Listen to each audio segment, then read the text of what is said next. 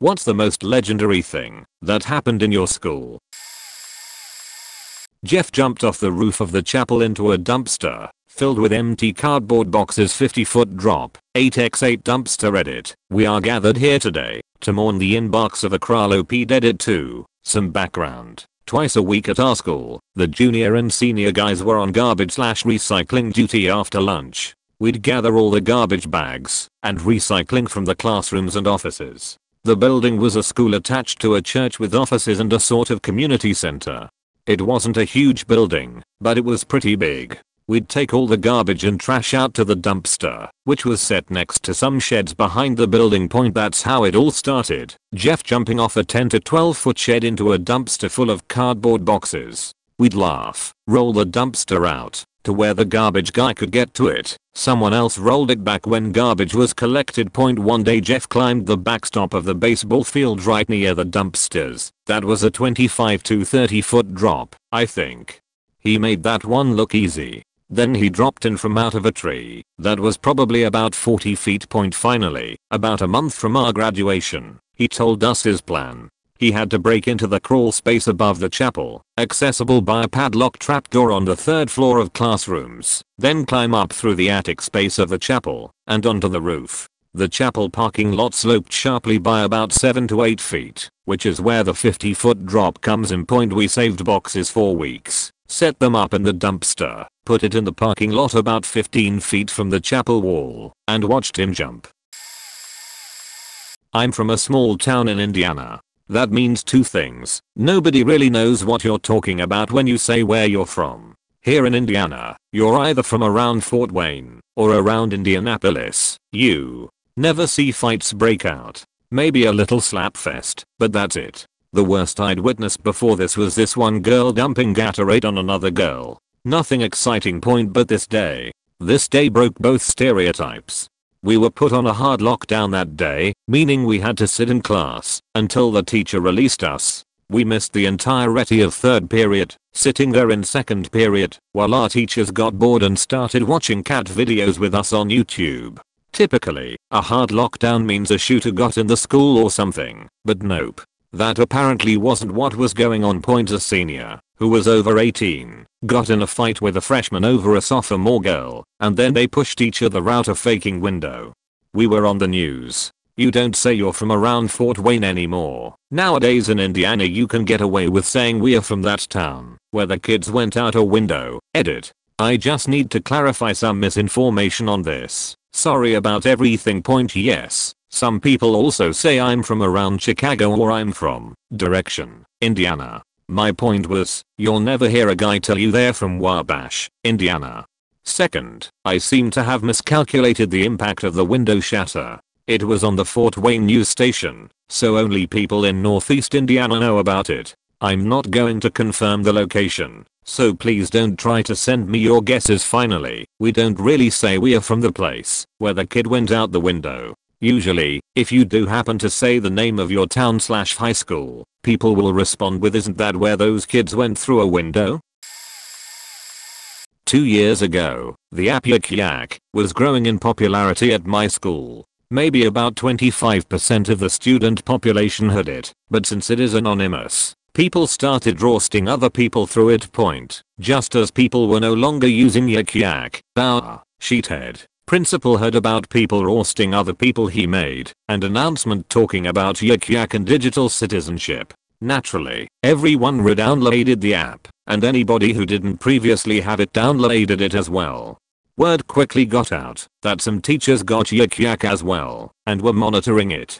People started to post stuff like fight in the art hallway and laugh as a group of 3 teachers would speed walk by then towards the art hallway, on to find out there was no fight and see the next post fight in the cafeteria. This went on for 45 minutes until people moved on to better pranks. I'm pulling the fire alarm next period. Our sheethead principal misread this as firearm and called a lockdown on the school, which lasted for 80 minutes, and there were cop case all around the school. Later that night, my school was on the news, and Yik Yak is now blocked within 100 meters, I think, of any school in my school board. TLDR, my school got Yik Yak banned in my entire school board. Edit. Maybe it wasn't just my school board. Maybe it's all of Canada or something. I'm really not too sure. In my school, I get off the bus, get in a long line to get through doors, which go to metal detectors, then it goes into the lunchroom. All rooms branch off their point. Well, one day they shut the doors. No one knew why, but many people trampled over each other to look through the windows, which were large. I didn't feel like dying ATM, so I stayed in the back, on my computer, playing Smash Brothers. We go to a tech school. Everyone has comps. People up at the windows were screaming at the top of their lungs, cheering something on point. They reopened the doors and let us in 30 minutes later, finished the metal detector scan, and told us we were in lockdown. Lockdown lasted 3 hours. Fine. No class. Played comp games. We then went to our classes. What happened was the day before a gang shooting occurred outside of school, but that was somehow the cause of the fight at our school. A large fight, 10 people per group. 5-ish groups, knives, one gun somewhere. The legendary part was many principals and cops were involved in breaking it up. Many people got body slammed to the ground, but Dr. Black, one of the principals, randomly got hit with a muffin out of nowhere. This was the butt of jokes at the school for a long while. To wrap this up, our school has a dank memes subreddit over at r/memes. In case you think I'm lying, edit. My most upvoted comment is about muffins. Late to the party, but worth a shot. At our school, UK, on the year 11's final day of the year they would do egg and flour day. Essentially, pelting the lower years with eggs and flour. This was a long-standing tradition at my school, and went back decades, as you can imagine, with parents understandably annoyed at the sight of the kids coming home covered in mess. The school received a lot of complaints. Because of this, the school clamped down on it in the past 2 to 3 years with huge punishments for those caught taking part. To get around this, the year 11s typically moved the location to somewhere off grounds, where students could be ambushed on the way home.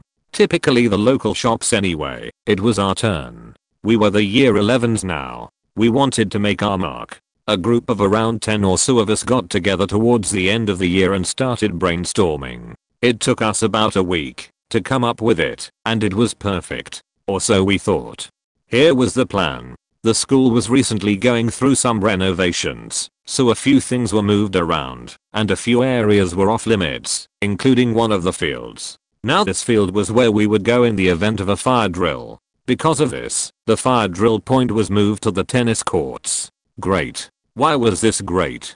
Because the tennis courts bordered on the local woods. The very edge of these woods were bordered by incredibly dense growth that was very difficult to see anything through. Between the growth and the tennis courts was a 10-foot fence, and just behind the growth was a pathway. Perfect. So the plan was set. We will send a guy inside, get him to pull the fire alarm, then send a barrage of eggy flour death to the unsuspecting lower year peasants beyond the fence. Skip forward to the day of the event. We sent Tim in to be the man on the inside. We were ready and waiting in the woods, armed to the teeth with pancake ingredients. We waited a long time. It must have been an hour and a half at that point. We'll come back to this later. This was before mobile phones, so we had no contact with the man on the inside. An oversight. We sent in Christian to find out what was going on, and we waited. Not long this time. 20 minutes later the bell went off. It was happening. First we would only hear the piercing ring if the bell. A minute later, the loud chatter of many prepubescent voices. It got louder and louder. The tennis court was filling up. Students were getting into their lines. We waited for the perfect moment to strike. A few more minutes later, things quietened down. We started to hear the teachers shooting out names, going through their registers. This was it. Time to strike. With the students now silent, it was time unsilent them. Without saying a word, we unleashed. Cartons of eggs were emptied into the air, over the fence, and down onto the underlings to the most satisfying crack splits. Flour baggies were spilt and tossed over, leaving trails of white smoke, before landing with a puff, and filling up the area with clouds of potential biscuit. The screams. Oh, were they glorious. The complete sound of chaos. It started with silence. Shock as to what was going on. Then the fear set in. Nobody wanted to be egged. The tennis courts exploded into a mass of running kids, dodging yoke, trying to get out of the way. Teachers trying to find out what was going on, barking orders and trying to calm everyone down to little success. And that was it. Within 60 seconds we had exhausted our ammo and it was time to retreat. Laughing hysterically and celebrating our accomplishment, we melted back into the woods and fell back to our meeting point. It was done. We were legends. Now let's fast forward a week. Remember Tim? The guy in the inside who took too long pulling the alarm. Turns out he didn't pull alarm because we noticed they were all covered by CCTV. Another oversight. When Christian went in, he didn't bother looking and pulled the first alarm he came across. He was called into the school a few days later and ordered to give a list of names. It was either he did or prom would be cancelled that year. Can't blame him really. I probably would have done the same thing. Those who were on the list, the choice was either 8 hours community service in the school or be barred from prom. We all took the service and spent the day with the school caretaker doing absolutely fuck all. Point, it was great. 10/10ths would egg again. I went to a professional training high school. We had to choose a major for our senior year, and on Tuesday and Thursdays, we would spend the entire day in classes involving our chosen major. Strange, yay. Only lasted for a few years. Now it's just a regular magnet school. Whatever. Here's my story. Point, my tech teacher was cool as fuck. He'd give us a project on Tuesday morning, and we'd have until Thursday afternoon to turn it in. If we were done early, have fun on the internet. If late, well, that's a strike on your grade. Point, most of the students busted us on projects on Tuesdays, so we could watch Jerry Springer on the TV cart in the back of the room on Thursdays. Me and 2 other kids would play Warcraft 2nd on the network computers we set up. Seriously, this teacher didn't give a fuck as long as our work was done. Point, one Thursday, one of the students in my class was flipping around the in-service channels the school had. Sometimes they would play a movie on it for some class. Guess what? Born. Point, hard faking core black on black. Born. Point, student quickly turned it down and turned the TV from the line of view of the teacher. Teacher still heard it. He came over, coffee cup in hand, looked at the class, looked at the TV that wasn't turned off in time, looked back at the class, took a sip. First off. Anyone offended? Class, no, keep it low. If someone comes in, turn it off. Background. 4 years ago, went to a small Christian high school. Open campus accessed from the outside, not one big building entered through inside. This school was hell. To attend we had to sign a document that let them breach our rights to privacy and they could go through our phones, texts, backpacks without any probably cause. Drug testing students randomly, paid by our tuition. Drug dogs on campus that never caught anything in my 4 years and paid by tuition. Every class loved to hate the school. It was like the establishment anyhow. Had these group of 4 kids in my high school, couple years older than me, come to school one night and wipe sheet everywhere on the windows of our classrooms and inside of the door handles. Teachers got real pissed at that clever move. One teacher was so infuriated he says to our class, fact the senior class absolutely enraged. Anyhow they cancelled prom and our student pride week unless one of them came forward. For at least 2 weeks no one came forward and no one knew if it was even a senior prank or just kids from elsewhere. Every day at the end of school our principal would come on and reiterate his blank threats and we all just laughed. I was a sophomore, so I didn't care about prom. Point, after a couple weeks the principal cancelled graduation. Parents were outraged and school quickly stood firm that there'd be no graduation and everyone would just be mailed diplomas.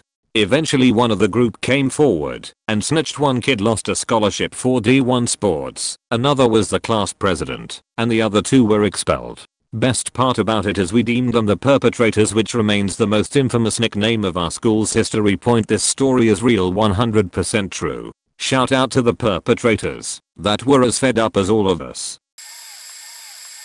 Elementary school, candy got banned because some kids brought in these chocolate bottles full of booze and our principal didn't like the idea of hammered 2nd graders. Also, someone flushed my brother's entire lunchbox down the toilet.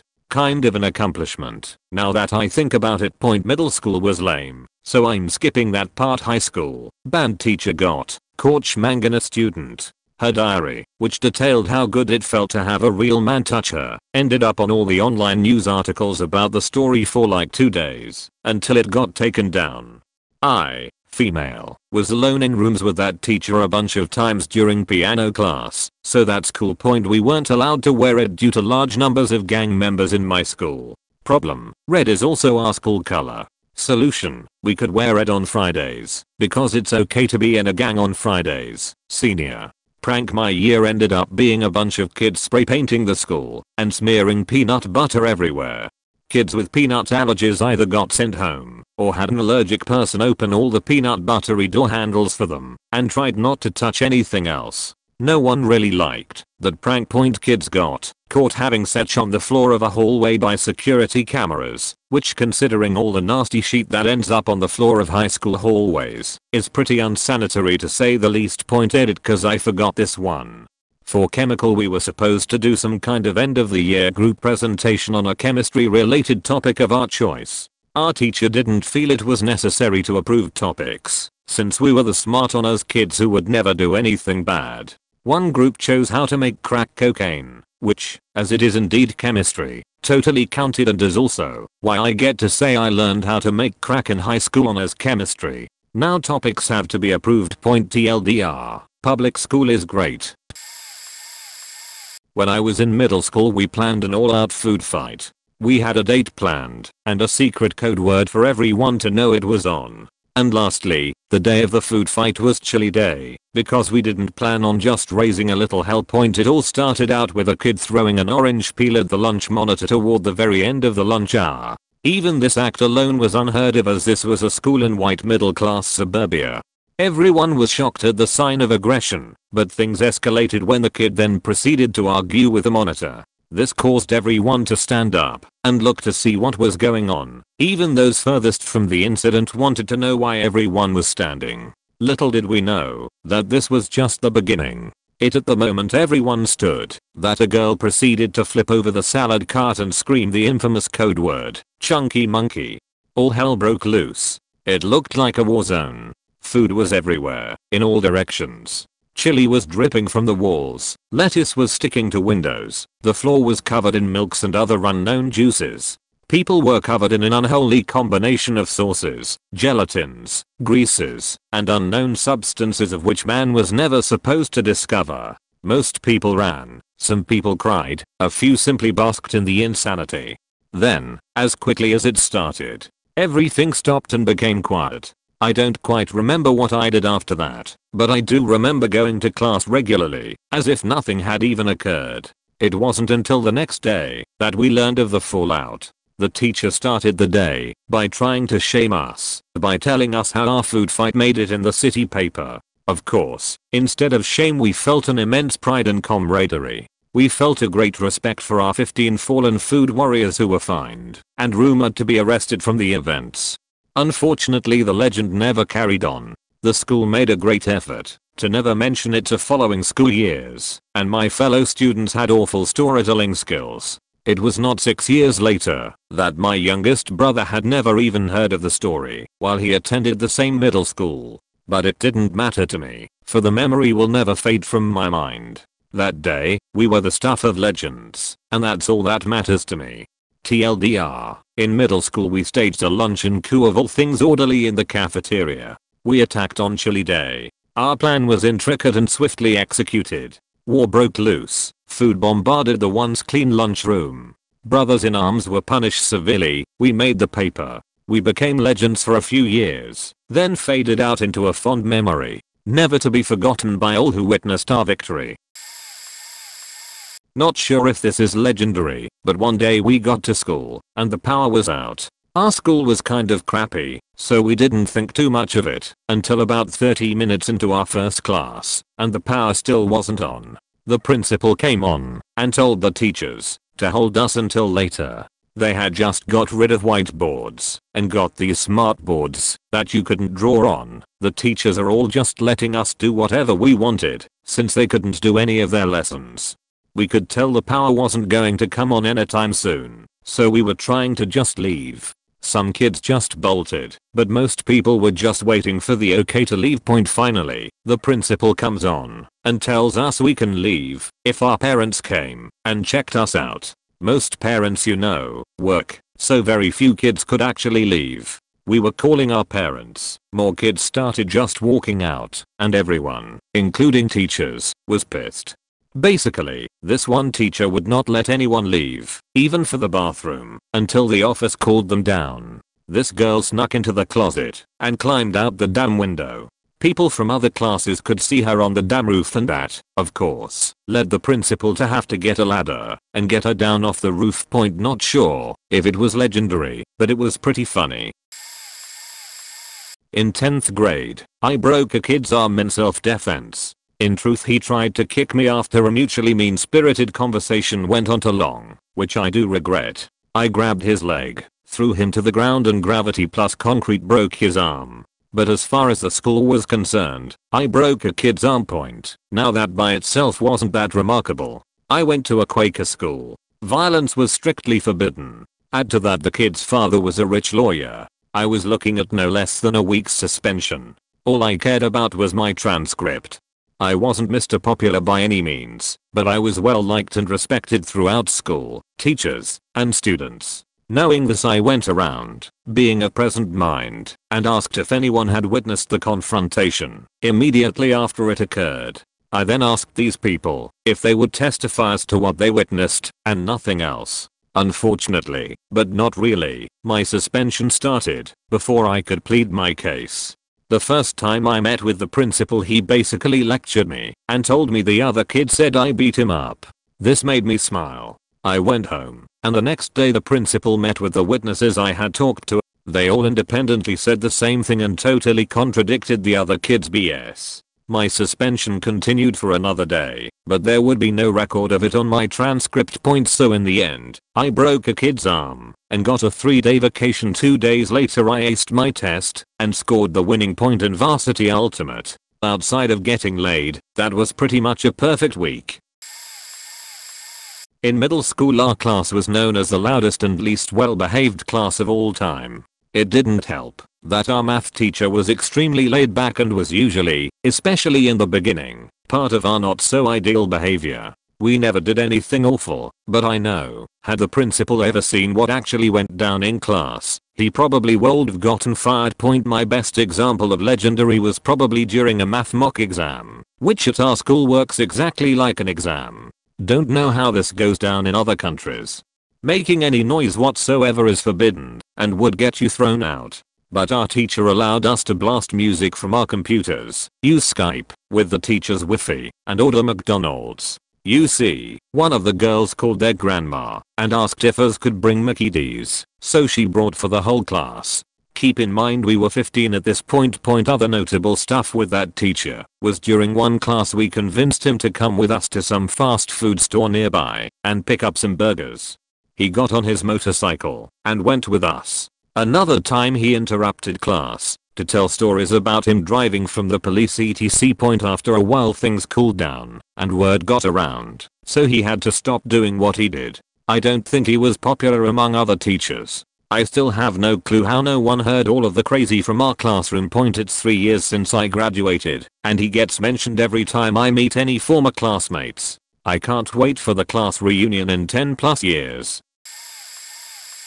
Legend has it that a year before I started school, the senior prank was switching the daily news tape that plays on all of the TVs in the school with a born tape. There was a riot at the end of my freshman year where fights broke out all over campus. I was in geometry class when suddenly the door slams open and 2 students tumble in the room beating the shit out of each other. There was a roar coming from outside, so we all left the room to see a riot of students.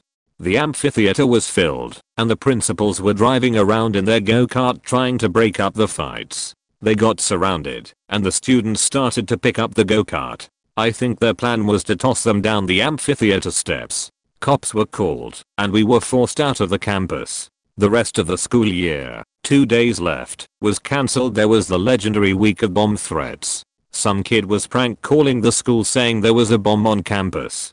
So we had to evacuate the school every time this kid called and wait for the bomb squad to tell us the campus is clear. It was fun because we all got to play around on the field. There was a student going around to all the classrooms that had their doors open and spraying a fire extinguisher inside. It freaked everyone out because the room would get foggy and there was white powder everywhere. It was unclear at the time what it was, and people thought they were just poisoned or something. Had to evacuate the rooms and wait for the fire department to tell us it was safe. Oh yeah, almost forgot. Some kid brought a gun to school, but it was stolen. So they set up a fight after school was out. The time comes for them to fight. The kid that stole the gun goes to take it out of his pocket and accidentally shoots himself in the leg. Had a moron.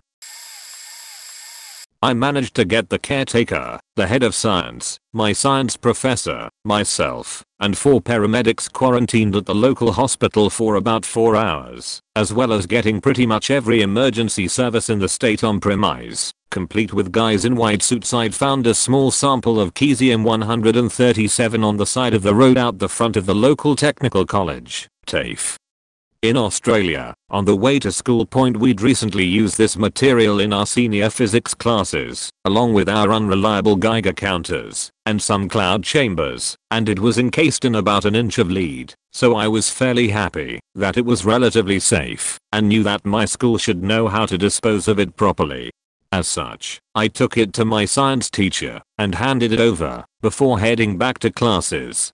Halfway through class, I get pulled out by guys in white suits, who proceed to scan my bag for radiation. I had to ditch all the good-born behind the chemistry labs, and then take me to the lab where a bunch of other people were congregating.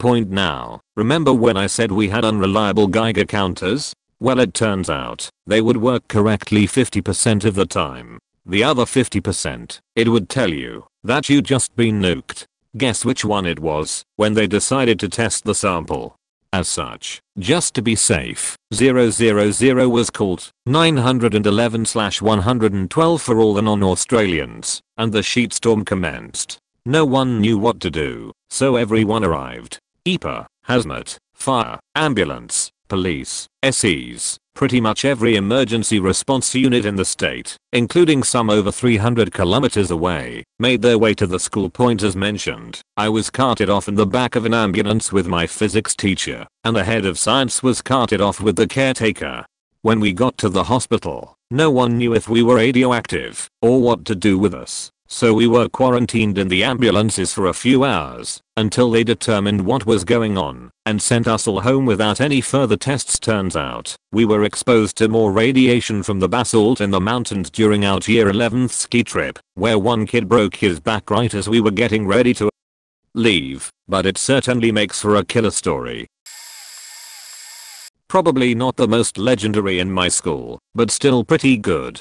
Sold somebody catnip and then beat him up. I guess I sold a kid a bag of catnip for $50. Now before I get a ton of hate, this kid was pretty terrible. I would call him a poser, but that is probably too nice to him. He would take great pains to make it obvious to everyone he smoked weed. He would try really hard to fit in and be cool, simply by the fact he smoked weed. We would have been cool with him if he was just chill and be the regular dorky kid he was. Hell, I loved dorky kids, was a big nerd myself.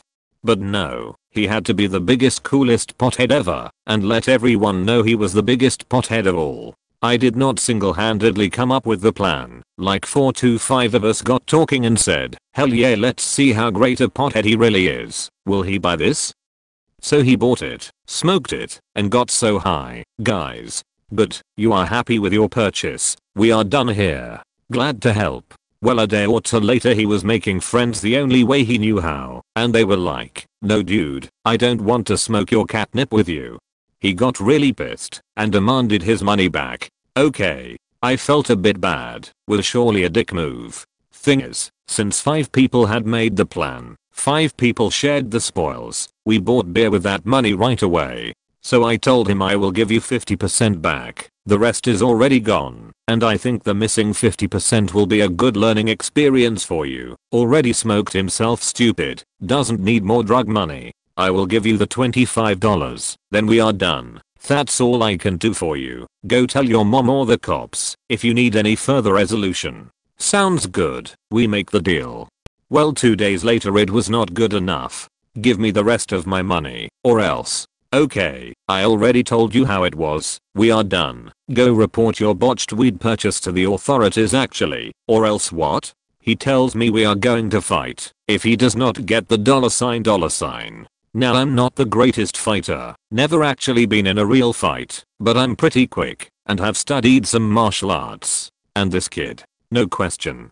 Getting threatened by him is like getting threatened by a baby duckling, kinda cute and adorable. Okay, well if that's how it has to be resolved, I guess I will fight you. I will be around here after school. See you there when you're ready. It probably actually took a few days to get the thing set and planned, so I wait there for a long time, and finally I'm like, he is not showing up, no skin off my back. It was prob 45 minutes to an hour after I was expecting him. As I get in my car to leave, he punches slaps my window. Oh hey, you actually made it. You really want to do this. So we fight. My entirety of the fight is just blocking him off. I shoulder dodge more, blocking shots and telling him, go home kid. Okay, good enough. You happy yet? Essentially I was not fighting at all. I eventually get a good opportunity and take a medium to light punch at the back of his head. How did I have an open shot on the back of his head? I dunno. He is just that great of a fighter. He did have a punch that I blocked, but kinda failed blocking, so it got through to my face at like 10% power, a mild irritation. His nose starts bleeding because the punch to the back of his head. So now I'm just blocking saying, okay you're bleeding, let's all go home, we done here? Finally he is finished, and we end the fight in a draw, sure. I never heard about it again, never got busted for fighting, or for selling catnip. Went to a charter/academy school where you picked an arts/communication major, so we had a whole assortment of kids in freshman year. We were put on lockdown for a drug search. During this time, one kid in my grade level apparently brought some acid with him to drop off to school with friends. Cue him taking all the hits he had on him at once. The legend varies between 2 to 4 hits. He proceeds to be taken to the hospital. Parents put him into rehab, and we never saw him again. In my junior year of high school, we were placed on another lockdown. A bomb threat was seen on LiveJournal. Tells you how old this was, and was reported to the administrators. It was a stupid joke, but post-Columbine, so the guy behind the LJ post was suspended from school. Cue the free dude's name, #1. The other free dude's name movement was when an underclassman that same year Ike got busted with a scale, baggies, and the like in the back of his trunk and was suspended. My peers enjoyed movements like these. After I graduated, I still had several friends who were seniors at the time and would tell me about the goings on at the school. One of the art teachers made a paper mache panther, our mascot, that would sit on top of the trophy case and you saw it when you entered, left, and went to lunch at school. The seniors at the time thought it'd be cool to take the panther, put it across one of the toilets in the men's room, and take a sheet on it. A lot of the people I graduated with even heard about it well after we left, haha. I don't care if this gets buried. Point, I need to tell the story of Tex. He was an exchange student or something like that. He was originally from Texas. This was during our senior year of high school in our grade. He quickly became one of the cool kids. I always remember he would piss a history teacher off by calling Massachusetts Massa to sheets and blame it on his southern accent and get away with it. Point, on our last day of high school we were mostly burning down the clock except for my math teacher who wanted to cram as much algebra down us hoping some of it would stick. P.S. It didn't. When we hear a loud fax call trailing down all of the hallways, everyone in every classroom got out looking down the hallways. Our classroom was closest to the action as I see Tex, naked as the day he was born, streaking down the hallways. We all have a good laugh and the teachers get us all back into class except Tex. He decided to skip the rest of school following this incident. What he forgot though is it was getting near the end of the day where parents were coming to pick their kids up. Point, parents with younger kids in their cars. And Tex streaked right past all of them. Point, last I heard parents got pissed and sued him, and now he's a such offender. Poor Tex. Point, TLDR. Kid streaks down school and streaks past other parents with younger kids, and becomes a such offender. When I was in 10th grade on a day our school was having athletic week, we were invaded by a group of mischievous students from another school, who were also having their athletic week. It was like a scene out of the movie 300 except less gruesome, and took place at a Catholic school. Point background. Our school was located not far from the National Stadium. In fact, there was a pathway at the end of our school property that led right to one of the entrances to the stadium. That particular day, we were out of uniform, so anyone who hadn't actually seen the intruders enter the property didn't realize that they weren't students of our school. I was one of the few who did. About a dozen of them, who we were later told were intoxicated from drinks they had snuck into the stadium, ran onto the property from the pathway, which led into one of the school's courtyards, and accosted then attacked some of the senior students. The fights unfolded in the center of the courtyard, and as more of our school's students noticed, more joined in, either to attempt to break it up, or to beat up on the intruders. I clearly remember some of the older male students launching attacks with portable wooden chairs from the classrooms as they charged into the center of the courtyard toward the brawl. Everyone else just stood by, either cheering or in panicked tears. After 5 minutes of craziness, the fights were stopped and the police, an ambulance and parents of the intruders were called to the school. Our students cheered as the intruders were taken away in cuffs. Our principal later called a school assembly and surprisingly praised us for defending our peers and teachers. Definitely one to remember. Probably a little late to post, but when I was in 9th grade we had a chemistry class that once a week we would go to the lab and mix water and salt and other stupid chemical reactions. When we got there the teacher had already written down, on the whiteboard, the name of the experiment we were going to do that class, and at the end of the class the whole group would leave the lab, so the next group would come in. I don't exactly remember what the title of that specific experiment was that day, but it had the word clock on it. So we finish the class and everyone is leaving, but me and my friend took a couple of extra minutes to clean our beaker, so when we finished the classroom was empty, not even the teacher was there, because she had to walk us to our classroom, private schools, whatever, and as we are about to leave I tell my friend that it would be funny if someone erased the letter L on the word clock. As we were leaving he quickly erases the L, and we storm out giggling, as any mature 9th grader would.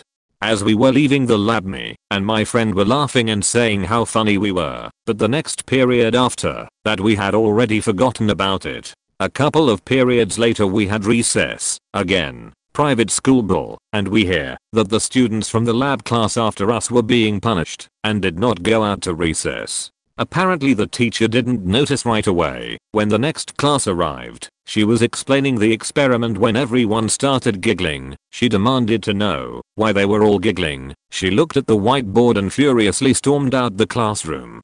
She came back with the conduct coordinate. She was the one you were sent to when you misbehaved. They were lectured and asked to confess who did it, but of course nobody in that class did it, and that if none confessed they were all going to be punished. So they were point. When me and my friend heard what happened to the other class we looked at each other with an oh shit face and swore to never tell anyone we did it, but we had the laugh of our lives. TLDR, erase the letter L on the word clock from a whiteboard. The next class was punished for it. My high school had a very strong insane clown posse presence. We had a lot of D-hood jugglers that wore ICAP/psychopathic records shirts and accessories, and some even wore Fassa paint on occasion. A popular accessory was a necklace with a big Hatchetman pendant, which is ICAP's mascot. Like the name suggests, it's a silhouette of a guy running with a hatchet in his hand. A majority of the jugglers had one, and buying one was sort of an initiation thing, so it was important to them. So as you might assume, a small handful of jugglers were frequently getting in trouble and causing problems. I'm not sure what/when the tipping point was, but the high school's administrative staff decided to ban all Hatchetman necklaces and images because it promoted violence and gang-like behavior. What happened next was actually pretty epic and, in my opinion, was one of the most legendary things I remember from high school. Instead of stirring more shit up and causing more trouble, the jugglers got political. They created a petition as an ultimatum to have our high school's mascot, a cartoony, marching patriot/soldier carrying a gun with a bayonet on the end that had been a part of the high school's history for at least 50 years, to be altered so that he was carrying a flag instead of a weapon. The argument was perfect and completely justified. A vast majority of the student body supported them and signed the petition, me included. The petition was presented to the president of the school, who agreed with them, and the administration actually spent the money to modify the mascot artwork on sports uniforms, murals, printed materials, and everything else. The Jugglers still had their Hatchetman band, but I feel like they still won in the end. It was a pretty monumental point in my high school's history, and it was cool to watch it go down. We were all Jugglers that day. Here's the mascot with the flag. If you follow the flagpole in his hands, you'll see that it gets thicker between his hands, which is what's left over from the bayonet point. TLDR, Jugglers banded together and made my high school alter their mascot. Sulfuric acid spill. I'm not cheating you. A chemistry teacher's Ed was climbing the stairs with some acid for an experiment when he accidentally dropped it on the top of the stairs and spilled it down the flight of stairs. The janitor tried to mop it up, but the mop was eaten by the acid, at which point the school was evacuated and the whole school had to stand outside for an hour while the fire department decided what the hell to do, most of us without our backpacks because we were always told not to grab out stuff during drills. They sent us home early. We weren't allowed to go inside, so most of us were pissed when they sent us home cause we didn't have our wallets, schoolwork, food etc, and had to wait until the next day to get our stuff. Mostly it was funny and surreal, but I had a plate of homemade cookies I was gonna deliver to my boyfriend from another school, and they had to wait in my locker until the next day. I was really excited to surprise him with them. Also, my favorite teacher had to give me bus money because I had no way home without my wallet, which was in my backpack in the school, and my parents never answer their goddamn phones, so I couldn't even get them to answer during an event like this when something actually happened. Though the school did tells us to always grab our stuff during drills from now on, and we got to leave like 2 periods into the school day. That was kind of cool. My junior year I was in Spanish class and we weren't doing very riveting stuff, so I decided to ask to go use the restroom, basically walk around and kill time. As soon as I left the room I heard some commotion up on the 2nd floor, so I was like, I'd better go check that out. So I went up and turned the corner. It was lunch period. We rotated, so everyone else was still in class, and 2 girls, I guess, had been walking somewhere with their lasagna lunches and saw each other and had some sort of WWE smackdown right there in the hallway. Imagine a hot mud wrestling fight, except they were trashy and the mud is school quality lasagna. I'm the only one in the hall to witness, and I just stand there frozen until finally classroom doors open and teachers come running. Got to see the school's hottest teacher run in a sweater, and also got to see our soccer coach literally slide tackle in viral lasagna slip and slide and grab one girl with his arms and the other he had grappled between his legs, feet locked. That was about the time I got sent back to class, where no one believed me till word spread during class change. Also, had a kid get wasted before a basketball game. During a timeout he tried to go use the restroom and busted through both teams' huddles and went into the hall and just pissed in the corner. Cop saw him and cuffed him to a chair in the principal's office where he then proceeded to throw up all over her desk when she walked in. Suspended for 10 days and came back to about a quarter of the senior class making one of those tunnels for him like you made after youth soccer games. Anytime from then on when he asked a teacher to go use the restroom he got hell. He was a legend among students and teachers. My friend and I convinced the majority of our school, faculty included, that a teacher got kidnapped. The teacher in question was a rather large and not very well liked individual, and she also happened to coach debate. At the time of the event she was coaching a small portion of the debate team in a different state, a fact that very few people were aware of. During the course of that fateful day, the entire school went on lockdown due to a bomb threat. My friend and I photoshopped a fake Twitter post from the school district stating that the school was on lockdown due to the teacher in question being kidnapped. We sent the picture to a few of our friends, and within minutes it had spread throughout the school. To improve upon the believability of our story we also photoshopped a fake news article, adding more details to the story. Among the details added were a very muscular assailant driving a rented U-Haul truck. The pictures spread like wildfire, and within half an hour they were in every group and being spread outside the school. Parents were calling the faculty and other teachers even texted the missing teacher to see if the rumors were true. The truth eventually came out, but that day will go down in history as the day that everyone believed the large, disliked teacher was abducted in a U-Haul truck. Man, I hope this doesn't get buried. In high school, there was a football game called Senior Night, where they would honor all of the seniors on the football team, and in the band, they announce your name and you walk the field with your parents. Whatever, right? Point. Well, I was in the band. It was known by all that Senior Night was a night during the halftime performance, where you could goof off, and pull pranks, etc. The upperclassmen had always talked about, on Senior Night, we are gonna turn around and march the entire show backwards. The antics they talked about were always ridiculous and far-fetched. What the class of 2015 didn't realize is this. Although they talked about the things they were going to do, nobody ever did them. Point. Our band is a state marching contest caliber band in a state where band is as big as high school football. The directors take it super seriously, and the kids do too. So the Thursday before, head director holds all the seniors after rehearsal and gives us a huge warning, as he did to the seniors every year prior. We take the field. Point. All hell breaks loose. People are marching backwards. People are switching instruments with their friends. People spinning in circles, playing random songs.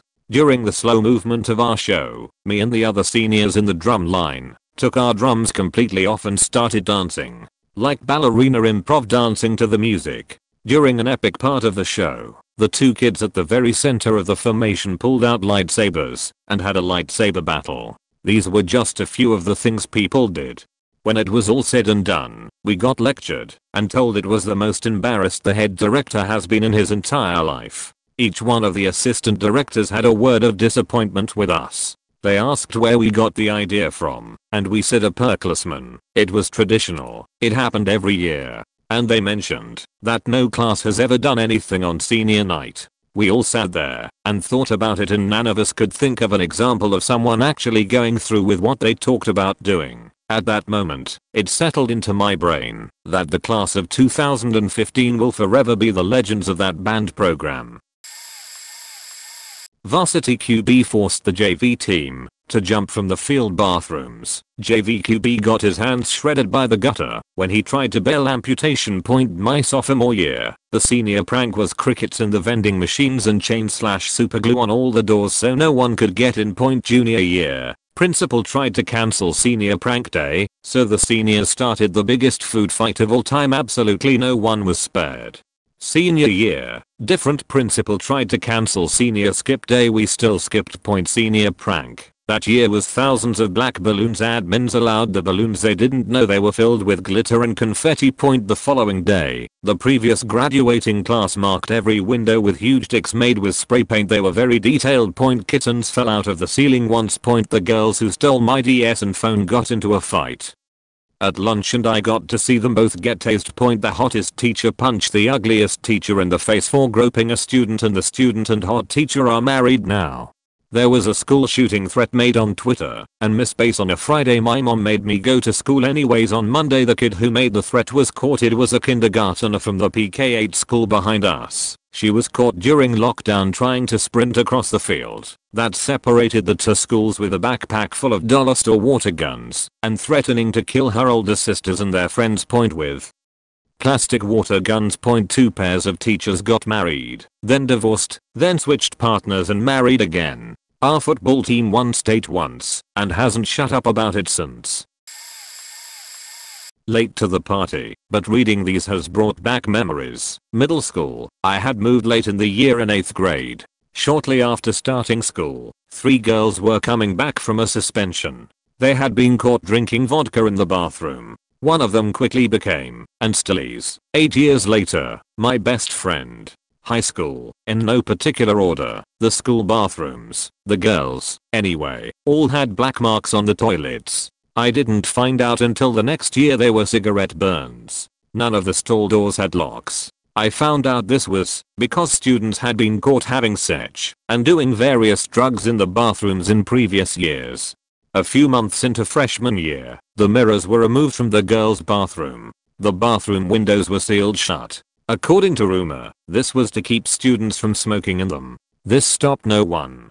Going to the bathroom was a nightmare for anyone with asthma or a sensitive nose. A student we lovingly called Fat Larry broke a chair at lunch by laughing too hard. His weight and the movement were too much. A friend of mine came to our pep rally in a morph suit, tutu, wig, and fairy wings in our school colors, which were green and gold, though to the students and even the school, gold meant yellow. He also spray painted his car the school colors during lunch, and left behind several chairs that had drying paint on them. A different friend, who was a large, bearded freshman who could pass for a 27-year-old, and looked like Thor, came to school on Breast Cancer Awareness Day absolutely dripping, in varying shades of pink. He had even custom ordered pink name brand shoes. I overheard a few students in my year talking about him, calling him gay, and I was quick to inform them that his mother had beaten breast cancer. He became a legend in school for his pink shoes, and later for dressing as Thor for Spirit Week. We had no air conditioning, and in summer, at ATF outside, it felt like 100 in the building. The school was a U-shape, but with a very long middle hallway. We had 2 large fans on either end of the hall upstairs where it was hottest. As a senior prank, someone threw glitter into the fans. This happened the year after I graduated, thankfully. A year after that, the new school building had been constructed, with a multitude of fights, spanning all 4 years of high school. There are still some floating around on Facebook and YouTube, I'm sure. The 2 most memorable for me were the one that broke out between a very tall, very heavy-set black girl and a shorter, skinny white girl. The skinny girl swung wildly, while the other girl held her by the hair and backed her up clear across the cafeteria. By that point, people just sidestepped the chick fights at my school. The second was, while I was leaving lunch, heading to my last class. I would meet my boyfriend and chat for a bit as both our classes were close by right around the corner from the cafeteria. I heard the shouting from behind me. Before I could turn around, my boyfriend grabbed me and tucked me between his body and the wall to keep the wall of people from crushing me. To this day, I have no idea how I stayed so calm. It couldn't have been more than a few seconds, but it felt like an eternity, watching over his shoulder as these 2 lanky skater dudes threw the most sissy punches I could imagine. The teachers were held off by the crowd of students that had gathered to watch, and my boyfriend was now pinned against me, holding himself off me by his elbows on the wall. I got to watch the glorious moment one of the stoner chicks got fed up with being held up and just chucked something at the 2 kids, and it bounced off one kid's head. In his distraction, the other guy managed to land a decent punch, knocking out a tooth. It also distracted the students long enough to let the teachers through. My teacher for the class I was heading to saw the whole thing and asked if I was alright, before patting my boyfriend on the back for saving me. Finally, the time I went off on another student who was harassing one of my favorite teachers, I managed to turn her argument into a debate that silenced the entire classroom for several minutes while I explained to her why she was wrong, followed by why fighting me would do her no goodie. As I had seen her fight and wasn't impressed, and how to counter her in a fight. After about 10 minutes, she shut up. Later in the week, someone else in the same class was picking on me, and the same girl stood up for me. I didn't find out until my senior year that, had anyone actually laid a hand on me, I was verbally harassed and threatened quite often, that I would have had a virtual army of students I barely knew backing me up, all because of this argument I had in freshman English class. So I'm a senior in high school, and one of my friends in the grade below me made up this dance move last year that he was trying to get to go viral. It was similar to the whip or the dab in the sense that it was very simple to pick up on and could work in any current hip hop song. Essentially, you would put one hand in front of your face and the other hand out in front of you. We thought it was too simple and kind of dumb at first, until they made a Twitter account for it, and tons of kids started sending in videos to it of them doing the move.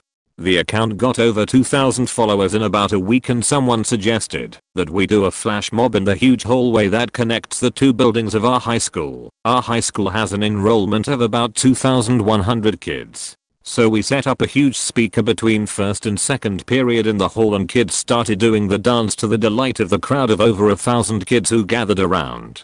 The staff were not happy and had talks with all of the kids involved, but that had no effect on the kids.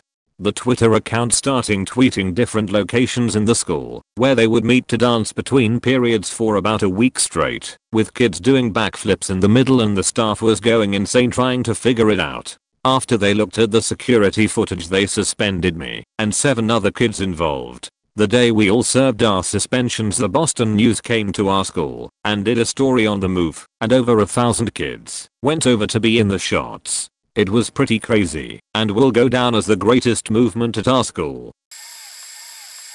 Okay, so this is really late, but worth posting. So last year around February, a bunch of fights taking place at my high school. Fights weren't too out of the norm, but after 5 fights in 2 days people were talking about it. Well, after about a week about 15 fights happened with about 30 kids involved.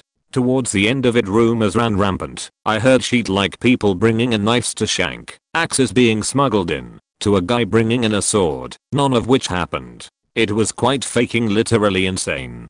Word spread around the county and the thing was dubbed a fight week. It even made the news. The story behind all the fights were multiple gangs had a beef and just went after each other. About 10 people were arrested, 1 punched a cop, and dozens were suspended or expelled. The whole event made the school look awful, when in reality major fights never really happen.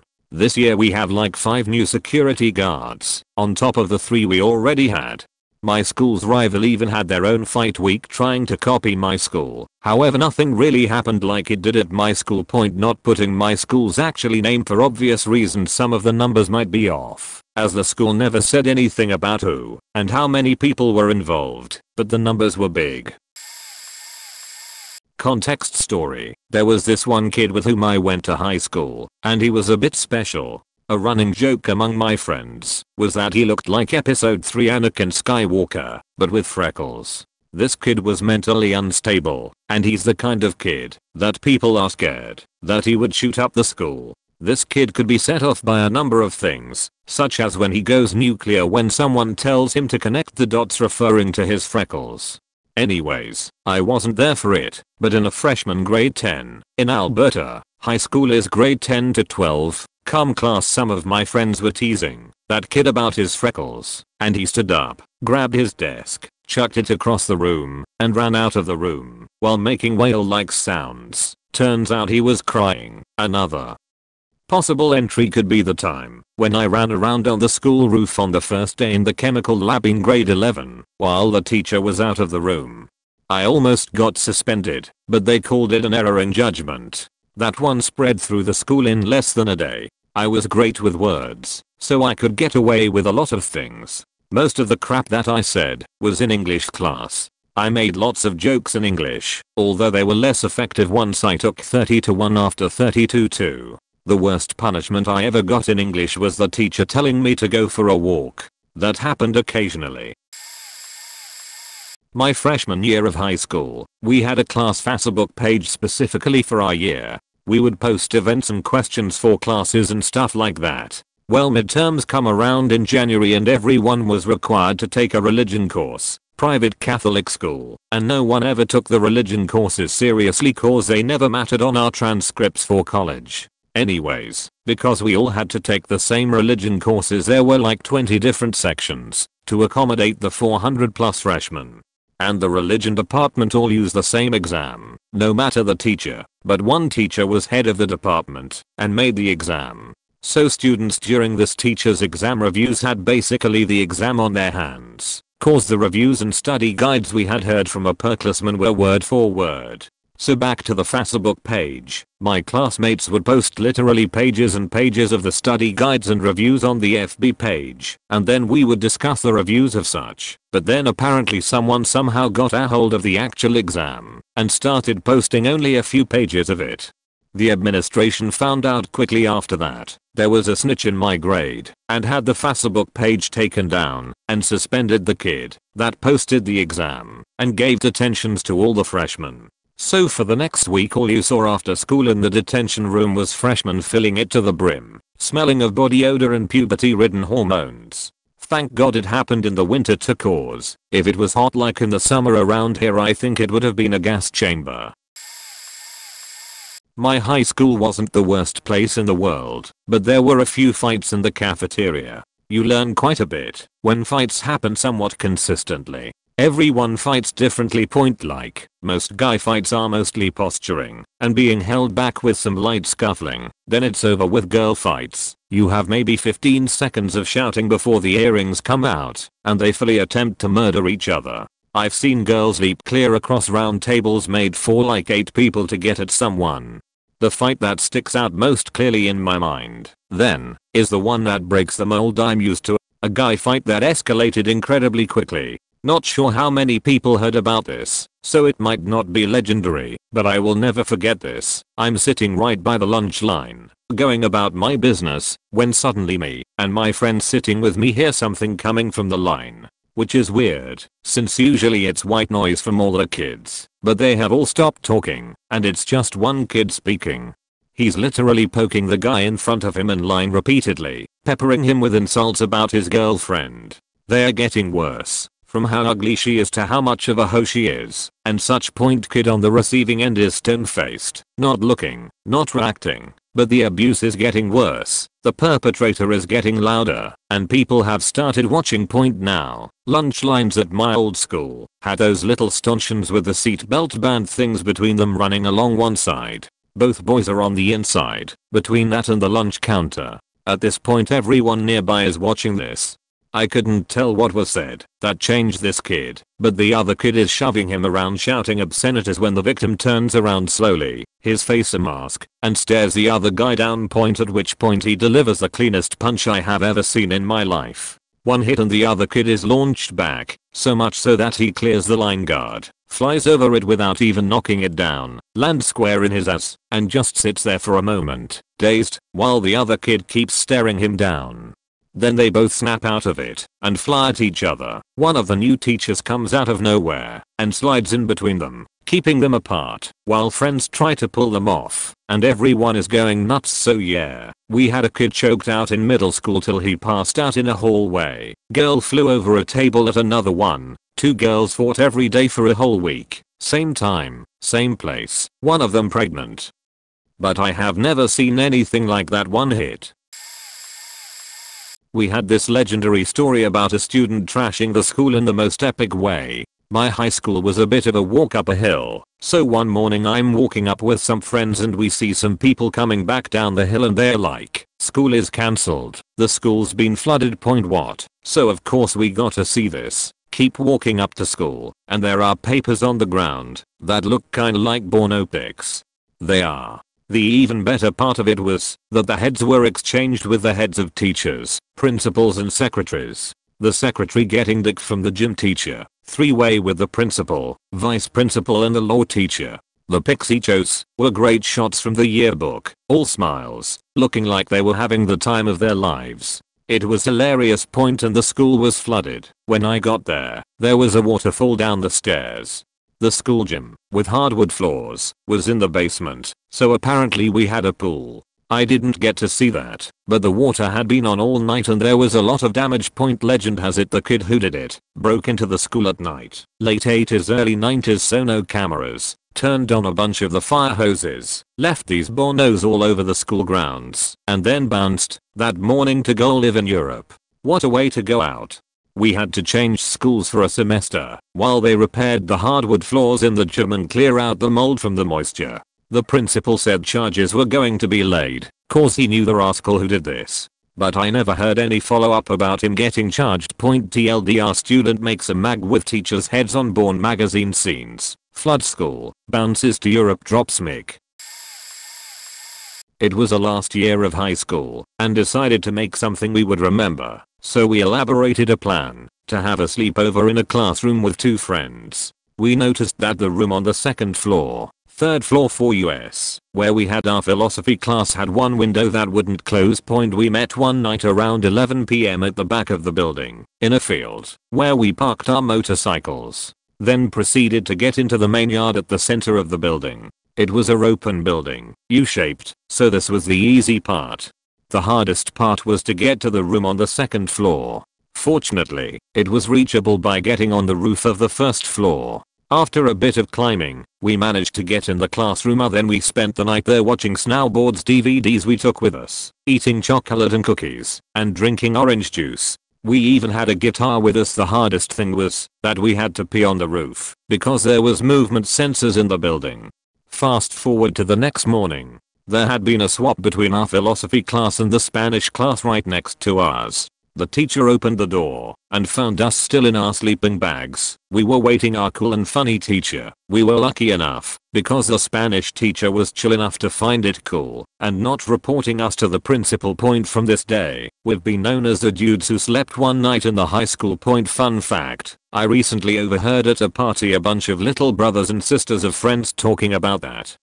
Without knowing it was us. Felt like a secret hero. Well, it isn't really legendary compared to other stories here, but whatever. I went to a high school that was really small, so they didn't have certain things a normal high school would have, like consistent sports teams, a gym class, or a cafeteria. So during lunch, all classes would be let out into the hall to wait in line for the people from the food truck to give them lunch. No lunch options either, just whatever one thing they brought that day. There was an outdoor area with a few benches, but it always got too crowded, so a lot of people would sit in the hall to eat. Point anyway, it was pizza day, and I was sitting in the hall when the principal came up to a group of about 10 people. He took one girl aside and told her she can't wear what she was wearing again, and that she needed to put her sweater on. A small argument happened, and he turned around to go to his office. This girl's boyfriend started with, "That you gonna let him talk to you like that? Crap." She got pissed off, grabbed a full slice of pizza from the top of the trash can, and hurled it at the principal's back. There was grease and sauce, chunks of pepperoni and cheese all over his white shirt. He stopped in his tracks. The dough slid down his back on the floor. When he turned around, it looked like he had strangled someone to death, and was reliving the rage-filled memories. "Who threw that?" The group went quiet. One pointed at me, and the guy sitting across from me. It was so obvious neither of us did it. We were both just sitting cross-legged on the floor still holding food, and were two people that never caused problems like that, so we didn't even dignify it with a defense. The principal barely got a threat out before her boyfriend ratted her out like a bitch, and all her friends followed his lead. Point she had full-on janitor duties after school for a week. I don't know what happened to her after that. I went to a fairly respectable public school that was also an international school. The Asians and Eastern Europeans never caused much fuss, but the Russians were a problem. They rolled as a gang, even though they ranged in age between 15 and 18, but there was about 20 of them, so they could be a problem. My best friend at the time, objected to one of them barging into the canteen line, and they didn't take that so well.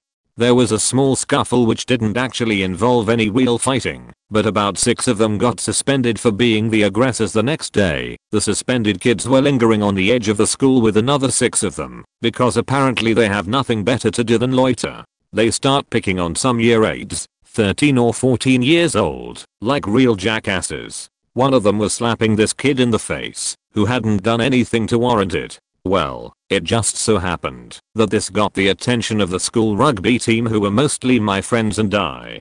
My other best mate took exceptional offense to the slapping and started belting the Russian kid in the face. From there it was on like Donkey Kong. The rugby team was not made up of small blokes. They knocked the absolute stuffing out of those Russianers' holes. Even broke a few ribs, and that sort of thing. Everyone involved with that fight was suspended. I hadn't actually been there for the fight. We took it as a victory, but it was only the start point. The next day, about a dozen Russian faking men show up.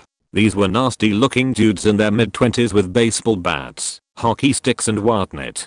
They're looking for the guys involved in the fight and want payback. Everyone on campus is mute. We have no idea what the fuck to do. After about 2 minutes of this, teachers came pouring out of the staff room and got between the thugs and the students. Must have been about 20 teachers. They put themselves out there for us. The thugs cleared off, and we had police cars patrol for weeks afterwards. I left school with my best mate every day, so he wouldn't get jumped alone, but that was pretty much the end of it.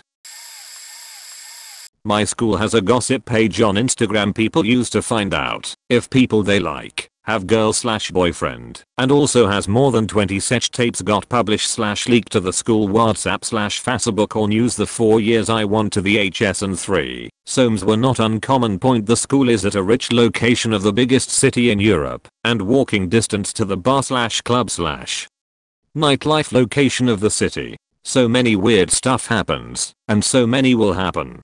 Also, our school is a 18th century French palace building, so it has a dungeon which some tapes were taken at, because the dungeon doors have some iron bars missing, and it's a one in a lifetime experience to do stuff there. But the place is cold. Point: so many shit happened there. I was involved in most of them, because I lived far from the school, so I spent time with friends every day, before taking more than an hour of way home.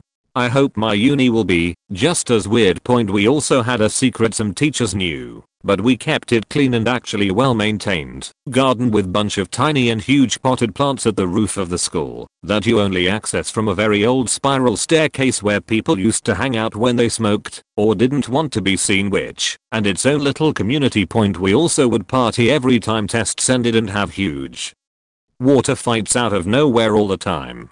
Our school was not supported by government, so it has its own governing system, because our school refused to close and turn the historic building to a museum. We had our own little community there with different rules than most schools, and it worked better actually for you when used to it. We never had fights or bad stuff. Average score was better than most of the nearby normal schools, and our graduates went to better places. The glory days. Me and my friends were the music guys. We'd always hang out in the music rooms and jam. One day, the music room is locked, so we return to our haunt in the corridor in front of our classroom. There's this cupboard that holds keyboards, and we'd usually cram like 6 of us in there and hook them all up to spam the DJ button and piss off everyone in the lounge beside the cupboard. One day, we found out we could actually sneak into one of the music rooms through a shelf-like tunnel. Cue The Great Escape, or Break-In as it was later called, as we tunnel through a small passage and enter one of the music rooms. We hook up amps, play the drum kit, and then when we are bored of rocking out and annoying half the school, we find Christmas decorations just before the summer holidays and decorate the entire room. The teacher came as we were just finishing, and she saw us all. We still jumped out the windows and ran to the field to smoke a joint. We were all internally excluded for a week for breaking into a classroom and vandalizing it together. In a computer room, my friend brought World of Warcraft into school and we played it for a week solid on and off. About 5 of us too. Smoking out the back of the gym on lunch break. A massive crowd of us, different cliques all banding together to get their 15-year-old nicotine fix. My monkey brain had been wired to always paranoid since I first hit the devil's lettuce, and I was on edge of being caught and used to sit right beside a large, wheeled buffer bin, massive trash can, just as I hear my friend say, dryly, "Hello Ms. Z." In humor of us all being caught, I managed to dive under the bin, still toking, whilst my friends are all collared for a 5-minute report. You need it signed every 5 minutes during breaks to prove you aren't smoking. 3. We used to fack about a lot on the PCs and would often mirror the teacher's monitor to ours and get staff passwords and send stupid emails around. My clit huge was my friend's doing, from our deputy head at the time. Emailed to all of our year. The one that caused the most uproar, however, was when our teacher left the classroom and had opened an application that had every student's name, address and personal notes. The personal notes were horrific. They mentioned wealth, parents, means, and were pretty insulting to a lot of people, especially one of our friends. We copied everything, saved it and sent a direct link to the entire school, my year and the year below us all. Y11 and 10 took to the school playing grounds in protest and had a half day off. We didn't get in trouble. The Nazi bitch of a deputy head we had left the school after the term, and the impression was that this gang of spotty musical podhead nerds did it. We didn't get cheat a lot of the time from the jocks/chavs due to our antics, but it never happened again. Come our last year we were dating the popular girls and going to the cool parties and cheat. School for this nerd was some of the best years I've had. Save college. I'm going to go and cry nostalgic tears. Edit. Formatting is a bit cheat, sorry. I'm from a random shit show country, so a lot of insane things happen in our schools. Seen two gypsies suck each other's dicks in a 69 position. Some kid jerking off behind girl and ejaculating on her coat. Winter time. Some kid from my class brought a teaser in school and was teasing kids left and right until he slipped with the teaser in his back pocket. Apparently when he fell on his, but the teaser activated in Karma Beach. I was in class then when he was running around the halls teasing kids, but the loud scream he made when he slipped and teased himself was so pleasant. What a wonderful day. Some ugly AF girl getting pregnant from a 3. Some in the classroom later on being beaten the fuck out in the toilet by bunch of angry, envious girls. I'm sure if I put my mind into it I'll remember enough to write an essay about what she chow my school was. Some things that got big in my school that had me in it were when someone lied that a ma beat another kid. It spread somehow throughout the whole school and I got suspended. Yep, just like that. For nothing. Last year of school I got drunk AF and went to school. Fell asleep later on, puked in class on my gradebook/note or whatever it's called. It had only maximum grades in it. RIP. Apparently the moments I don't remember being asleep, I was often waking up to show the middle finger to random people in class. That part I wish I remember.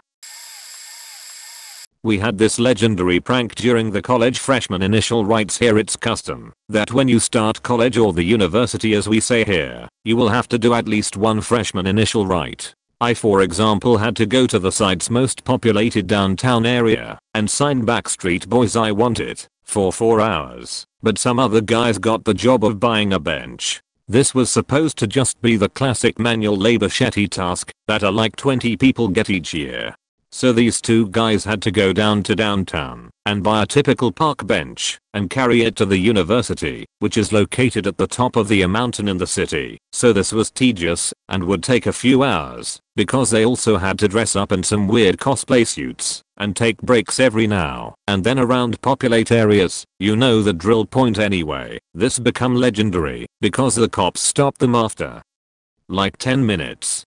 The bench they had bought really was the super typical park bench and someone believed they had stolen in one of the big parks in the downtown. However, they had the receipt of course as they had actually bought it legally. So the cop let them go. Then they got stopped again by another pair of cops 20 minutes later. Then again 10 minutes later. After this the admins at the different police station knew that it was just some university prank, so while they called in, while talking to these guys for the 3rd time they told all the cops to just ignore any calls from the public about 2 young males. They were 18 to 19, carrying/playing around on park benches in the middle of the city.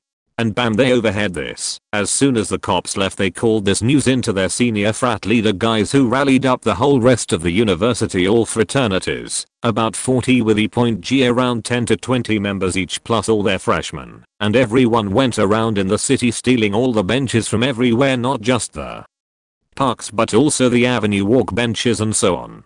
This ended with it being something around 400 benches placed around like crazy on the campus until the cops stopped it. I was directly involved, didn't think about it for years and later assumed it was my imagination, or I dreamt it. Last week it was confirmed by someone standing the other side of the door. Oh man, it really happened. Morning break time, UK, West Midlands, late 90s. I and several friends were waiting in the stairwell of the school library when the bell went, so for a laugh we put our shoulders to the door to trap everyone in it. It was going quite well until what felt like the cavalry arrived, and we had to put every last bit of strength into confining our prisoners. Then something hit the floor inside, and audible gasps were heard, and as one we pissed off right out of there, sharpish point at the end of the next lesson it began circulating that one of the math teachers, a ginger fellow, was on the receiving end of the large brass steampunk-ish looking pneumatic door closer device, which chose that moment to fall off and brain him, knocking him clean the fuck out. We quickly met up at dinner time, and realizing the gravity of our situation, swore to not only never mention it to anyone, but to not even mention it again to each other, and indeed we did exactly that, hence why the memory of the incident was semi-repressed. Perhaps if we didn't, it would have got wider legendary status, but indeed last week, I was informed by my old tech teacher it had legendary status amongst the staff. And they found it immensely funny that little ginger got what he deserved. So our principal announced over the PA in morning announcements to dress appropriately and not skanky. Some people were upset, the SJWs of Tumblr for a lack of a better term, with his choice of words. So tensions were building up. So a student decided to tape some posters around the school saying dress for school, not the street corner, and featured a drawing of a girl wearing short shorts / booty shorts / whatever they're called. This drawing was focused more on showing the ass crack, so it was certainly not appropriate. So when one of the girls saw the poster, they were more upset. However, she assumed that a staff member posted it and not a student. Things blew up and we had news channels visit our school. My friend was interviewed for a good 5 minutes and the news company only used a 3-second line from him in the video. Lol. There was a organized protest where students were encouraged to dress skanky and it was arranged to occur on the same day as the news interview day. In my opinion, the protest wasn't very impactful since only a handful of students dressed for it and stood at location. Some did dress skanky, but they were against the protest. After most of the drama, one of the girls posted on Facebook. Maybe it wasn't a teacher who posted the image. Wasn't that obvious? So that was an exciting period of events. Keep in mind that they did all of this because our principal used a bad choice of words, which he apologized for the day after it happened, and some prankster posting the as posters, which offended a girl enough to assume they were being attacked by the staff members.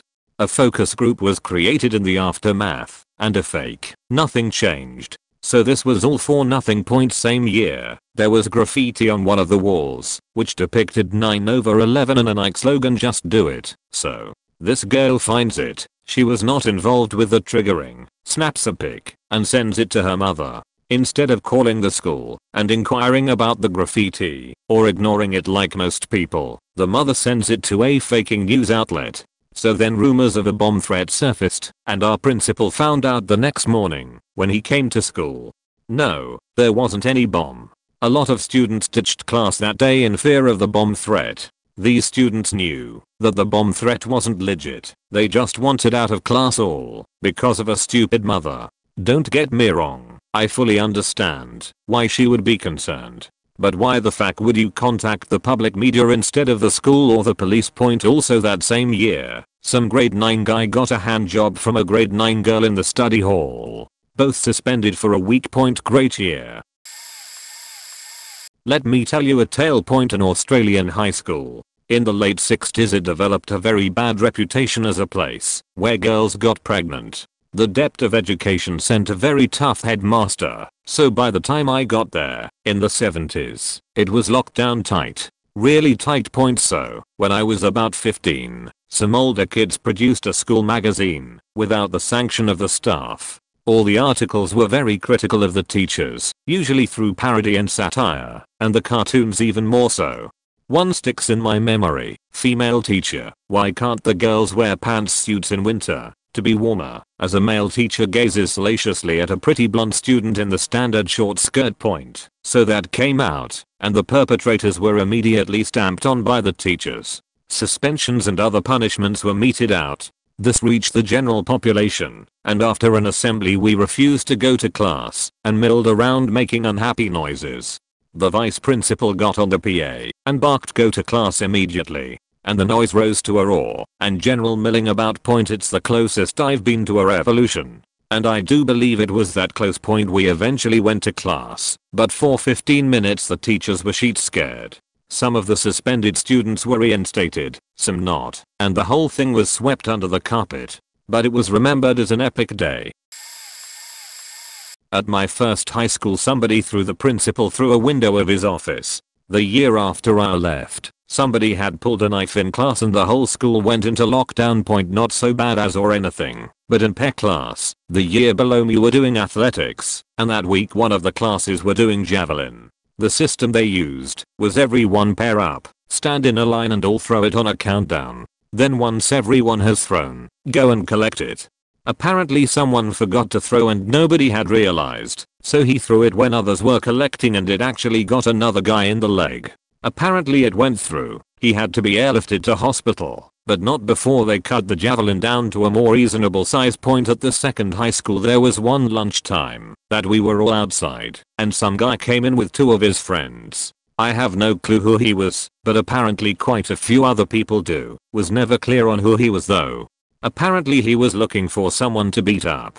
I need to mention that this guy was a pretty small scrawny white kid, and his friends weren't too big either. But the main guy was ridiculous. He was wearing a cheap suit, but a baggy one, a more formal hat, can't remember what style, sorta like a smaller top hat, and actually had a pimp cane, and walked with a limp, almost as if he came from the haters ball. When I was in year 11th we used to have tennis cages that had a gate on, so they could lock it at night, to stop local kids ruining it for the school. The school had a lot of fights as our school was what they call a filter school, the place where people go when they have no other choice. Surprisingly good education, just a lot of rough local kids. Most these fights were the usual playground fights, where someone yells fight and all the kids gang around, while two kids beat hell out of each other, usually being split up by the teachers within minutes. At the start of the year, someone had the great idea to arrange the fights and lock the two people fighting inside the tennis cages. They would throw the key into the crowd to a group of people, so the teachers never knew who had the key. It would take until the caretaker came to cut the lock off before the fight was stopped. At this point it had been a full-on fight with one person already. Some of the fights were pretty crap, but some were rather bad, with one resulting in a kid having to skip his GCSEs because he was in hospital. Majority of the time these kids at one were either kicked out the school or put into segregation for the rest of their school time. For the duration this took place, I would go to canteen, get a can of Coke and sausage roll, then get a place at the cage to have front row fight seats. It's a shame no one ever rigged up betting. It took 4 of these bad fights before they removed the gates completely and just leave the cages to get trashed at night by locals using them. Late to the party, still want to share. We have a few. In our first year of high school, my friends and I found a way to access the school's PA system. We played some Bourne videos and broadcast the sounds to the entire school. You could say students were more awake than usual that morning. We were never found out, so to this day no one has any idea how that happened. One of the discipline teachers got fired. It was the night of our school's anniversary, and we had a party of sorts for students, faculty, alumni, and their families. You needed a ticket to get in. Some guy who wasn't even from the school wanted to get in for some reason, but didn't have a ticket, so he climbed over the gates. The discipline teacher tried to kick him out. Dude spat in his face. Teacher lost it and punched the kid. It was only a few months after I began my first year, so I didn't know the teacher, but I still can't help feeling sorry for him. Got a new principal. Some guy created a Facebook account pretending to be him. Police got involved, and the kid got expelled. Haven't heard about him since. A girl and a guy getting it on the roof of the school. Either they were exhibitionists or just completely oblivious to the crowd that had formed below watching the guys naked ass. Apparently the guard found them still doing it and had to put a premature end to their sexy time. I can't imagine how awkward it must have been for all 3 of them as they walked silently to the principal's office. Became national news, a racial riot between students. Classic. This dude was looking at me and I didn't like it. Confrontation that had escalated quickly. It was a new principal by then who had absolutely no idea what to do. A lot of the better teachers had already left beforehand. The police and media got involved. Several kids got arrested and were suspended or expelled. The school was constantly under surveillance by the police in the weeks that followed. I guess the school was too embarrassed to admit to racism, so it told the authorities that they were fighting over a girl, which was what the media reported to the public. Last 2 happened after I'd graduated. Upon typing this post I thought about how much I missed high school, but as I continued typing, I can now safely say that I'm glad to be out of that trash heap. I'm not sure how legendary this is, but it was certainly hilarious. My senior year, me and a few friends were all in the broadcast second period class, which was the class that conducted the morning announcements. It was basically run like a news program. We had a producer, 2 anchors, a cameraman, a teleprompter person, and very limited adult supervision. We would always mess around and try to hide stuff in the slides or on the screen, like poorly photoshopped panda bears and stuff like that. For example, we always had a moment of silence after the pledge and before the announcements. It started out with us putting serene photos on the screen, like landscapes and stuff like that, and then evolved to cute animals, and then just ridiculous photoshops. I remember one time we photoshopped a grizzly bear on top of a Corvette, for some reason. It was great. People watched closely, just to see what ridiculous images we would put on the screen. Well, every now and then the TV system would mess up, and we would have to do the announcements over the PA system. Towards the end of the school year, we got the idea to hijack the PA system. The next time we had to do the announcements over the PA system, we watched our teacher closely and memorized the access code she put into the telephone. In order to gain access to the PowerPoint, we now had the code, just needed someone dumb enough to talk into it. Well, I went out into the hallway to use the restroom and saw possibly the biggest jackass in our grade and asked him if he'd be interested. He said hell yeah point, so we brought him in, called the PA system, and told him to say whatever he wanted. He went with the classic balls, long and drawn out. It was awesome. We all thought it was hilarious, and he must have gotten a rush from it, because we decided to do it again the next day, except this time he goes on a short little cursing tirade sheet fuck balls bitch motherfuck ass. It was great point. Well, the principal's office traced the call back to our classroom, and it was just a matter of time before they figured out who did it. So I had to spend the last week of my high school career in in-school suspension, and they almost revoked my ability to walk across the stage for graduation. Totally worth it though. I was part of the legend that was Magic Mike my sophomore year. Mike was a 6 feet 4 inches 350 pounds motherfucker with a glorious beard and curly afro I met my freshman year of college. He had earned his name at the beginning of the school year through his hype man. That's what Magic called him. T-Man point. He could drink like a goddamn tank and smoke weed like a chimney. We'd burn down every day in his truck in a parking lot sorta off campus. Anyways, I lived near the SC border, where salvia was legal, and you could buy an ounce of the dried leaves for like $15 at a local head shop. Being the nefarious little sheets we are, at the end of freshman year we decided next year we would sell salvia, because there was a market for psychedelics and it'd be easy to flip an ounce of salvia and make an insane profit being able to pick up a zip for only $15. Well, sophomore year begins to loom over the end of summer and salvia was no longer legal to sell in shops in SC. Sheet out of luck. Right?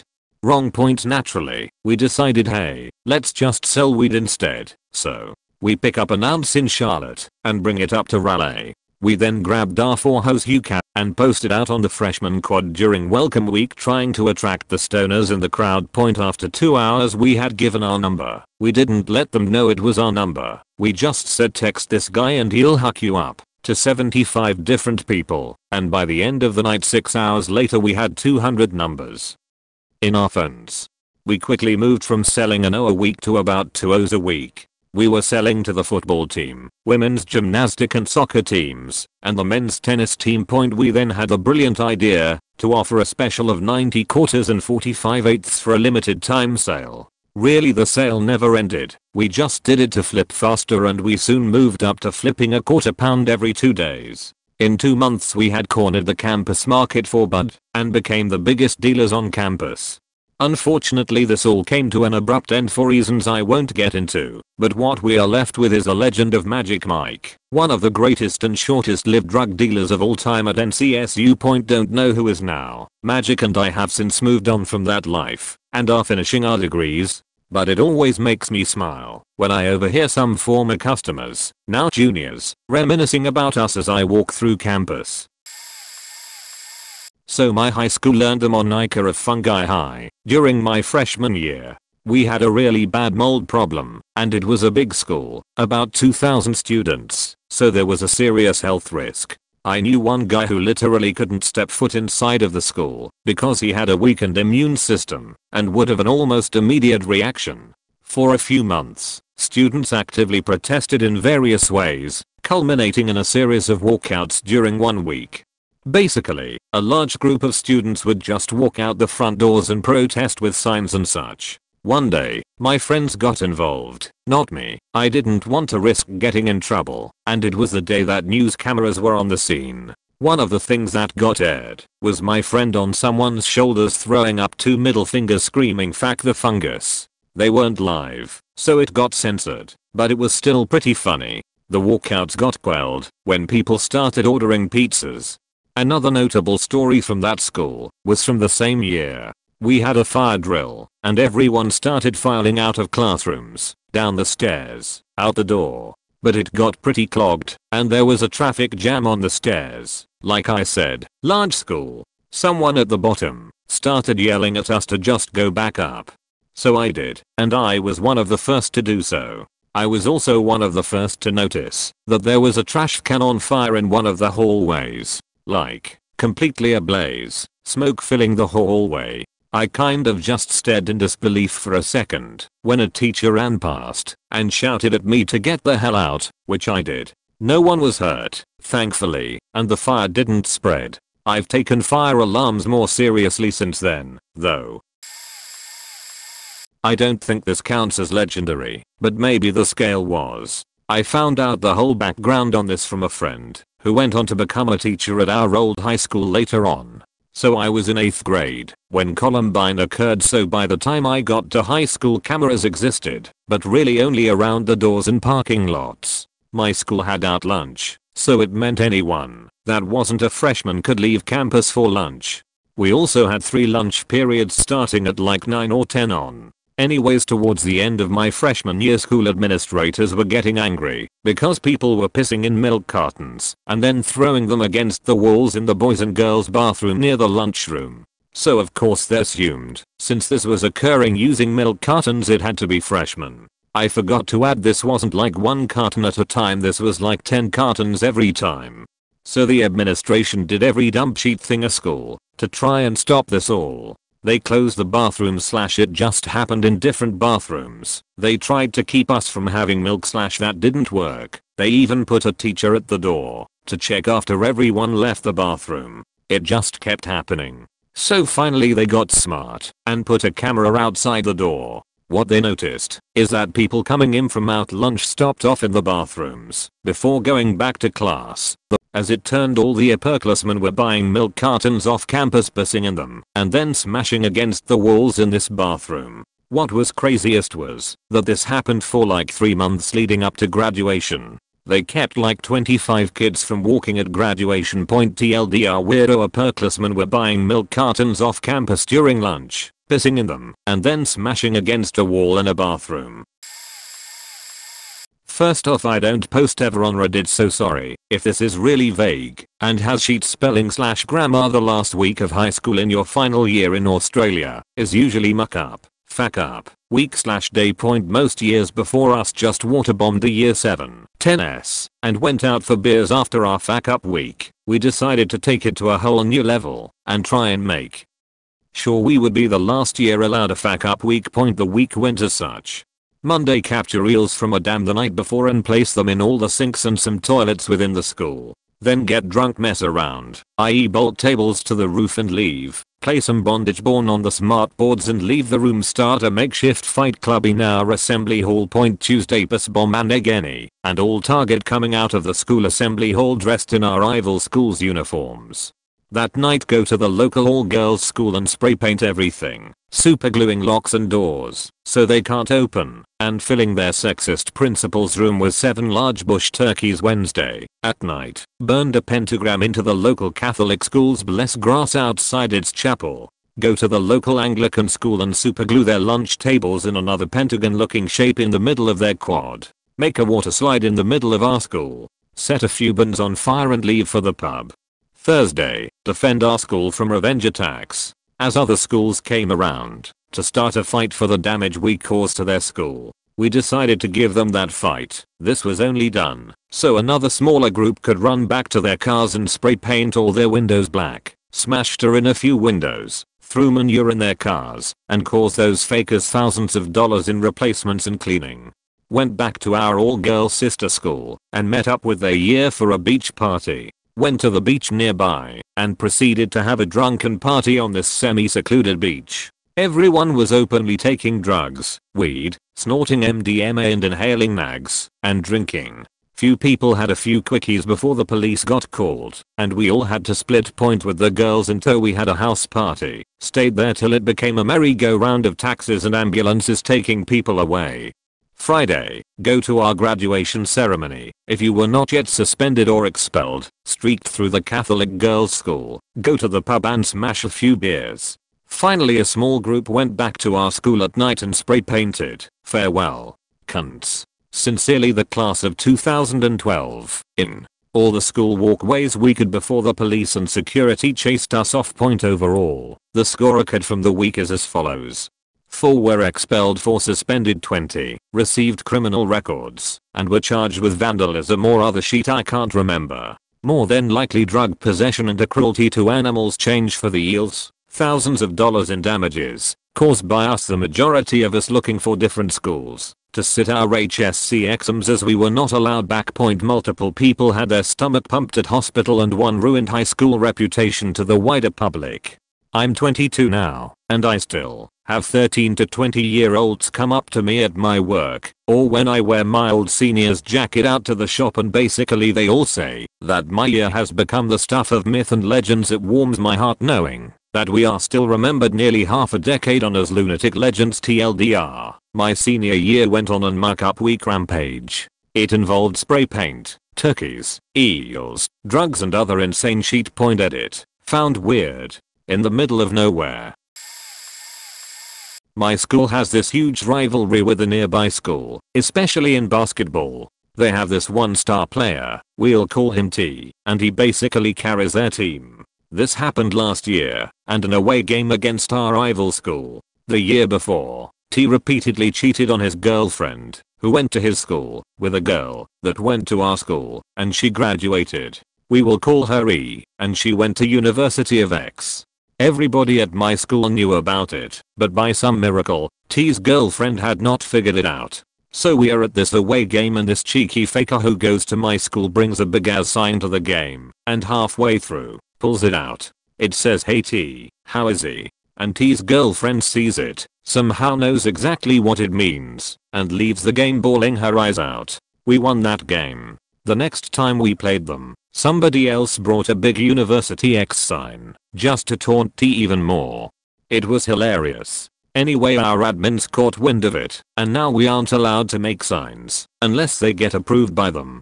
The guys who made those signs specifically aren't allowed to make any more, so now they just bring blank white signs to every game. Point TLDR, basketball star from rival school cheated with a girl from our school. We called him out on it with a sign at a game. He got psyched out and we won. Now we can't make funny signs. First year of law school. Point. If you've ever been, you know your first year is hell, because professors can cold call your ass, and with hundreds of pages of reading each night, there's a damn good chance you may not have read the case. In a contracts professor felt like being merciful that day and asked for volunteers for a particular case where one of the parties' names was Hoover. Kid raises his hand. Point prof. Okay, Mr. Student. Go ahead kid. So this is a case about the Hoover Dam. Point at this point, the prof and the rest of the class are staring quizzically at each other. Students are questioning if they all read the wrong case. Prof is questioning what the hell this kid is talking about because this case had nothing to do with the goddamn dam. We're all wondering why the hell he volunteered in the first place. Point prof stops kid and tells him he read the wrong case.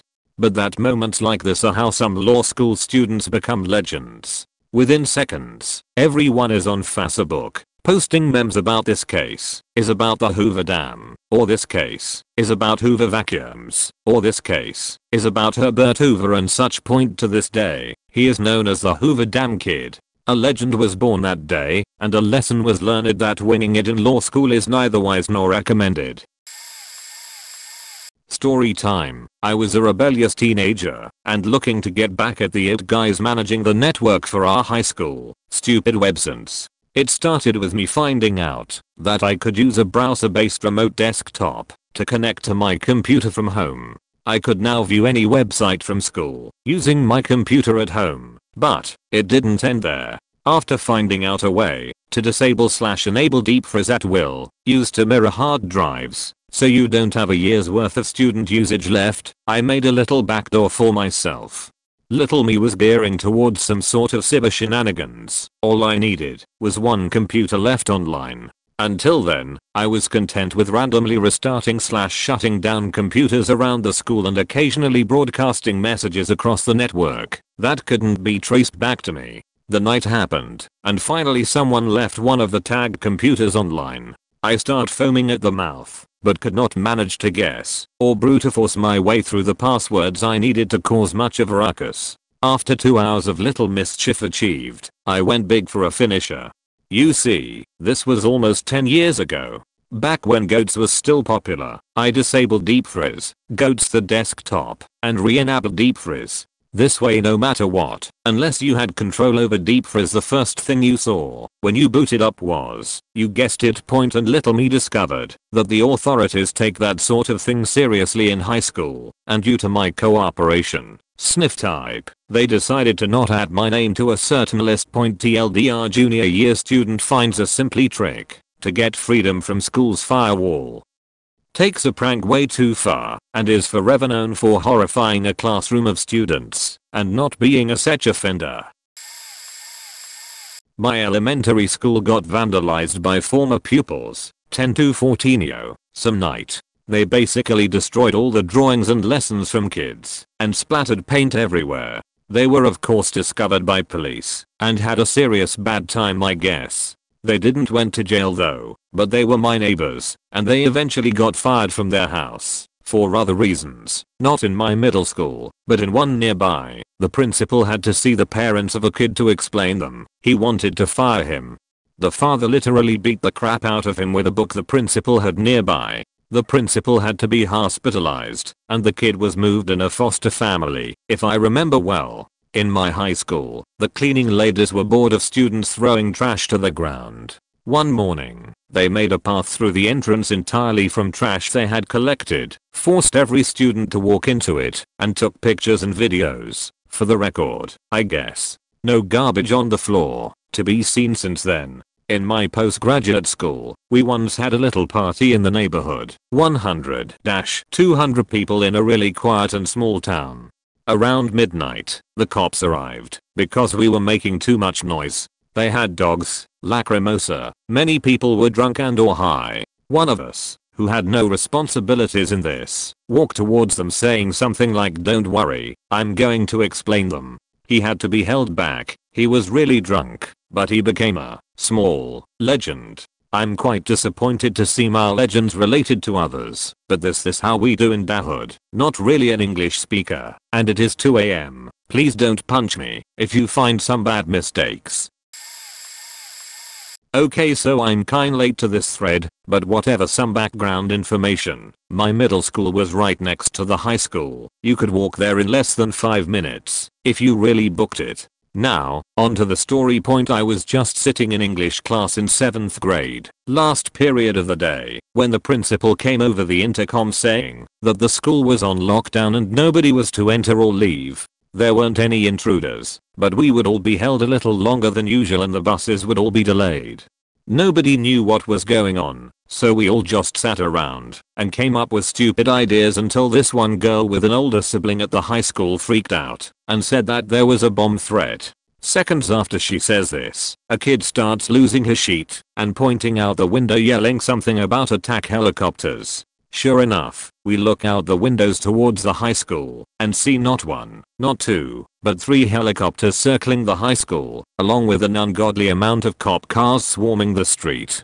A few hours later, well after we were all able to go home, we find out that they actually found 2 or 3 bombs hidden in various places around the high school, and there was talk of cancelling school for everyone the next day. Turns out that the fuckwit who actually threatened to blow up bits of the school called someone really high up on the chain of command. I think he called the county police chief or some shit. I don't know, which is why there were helicopters and shit.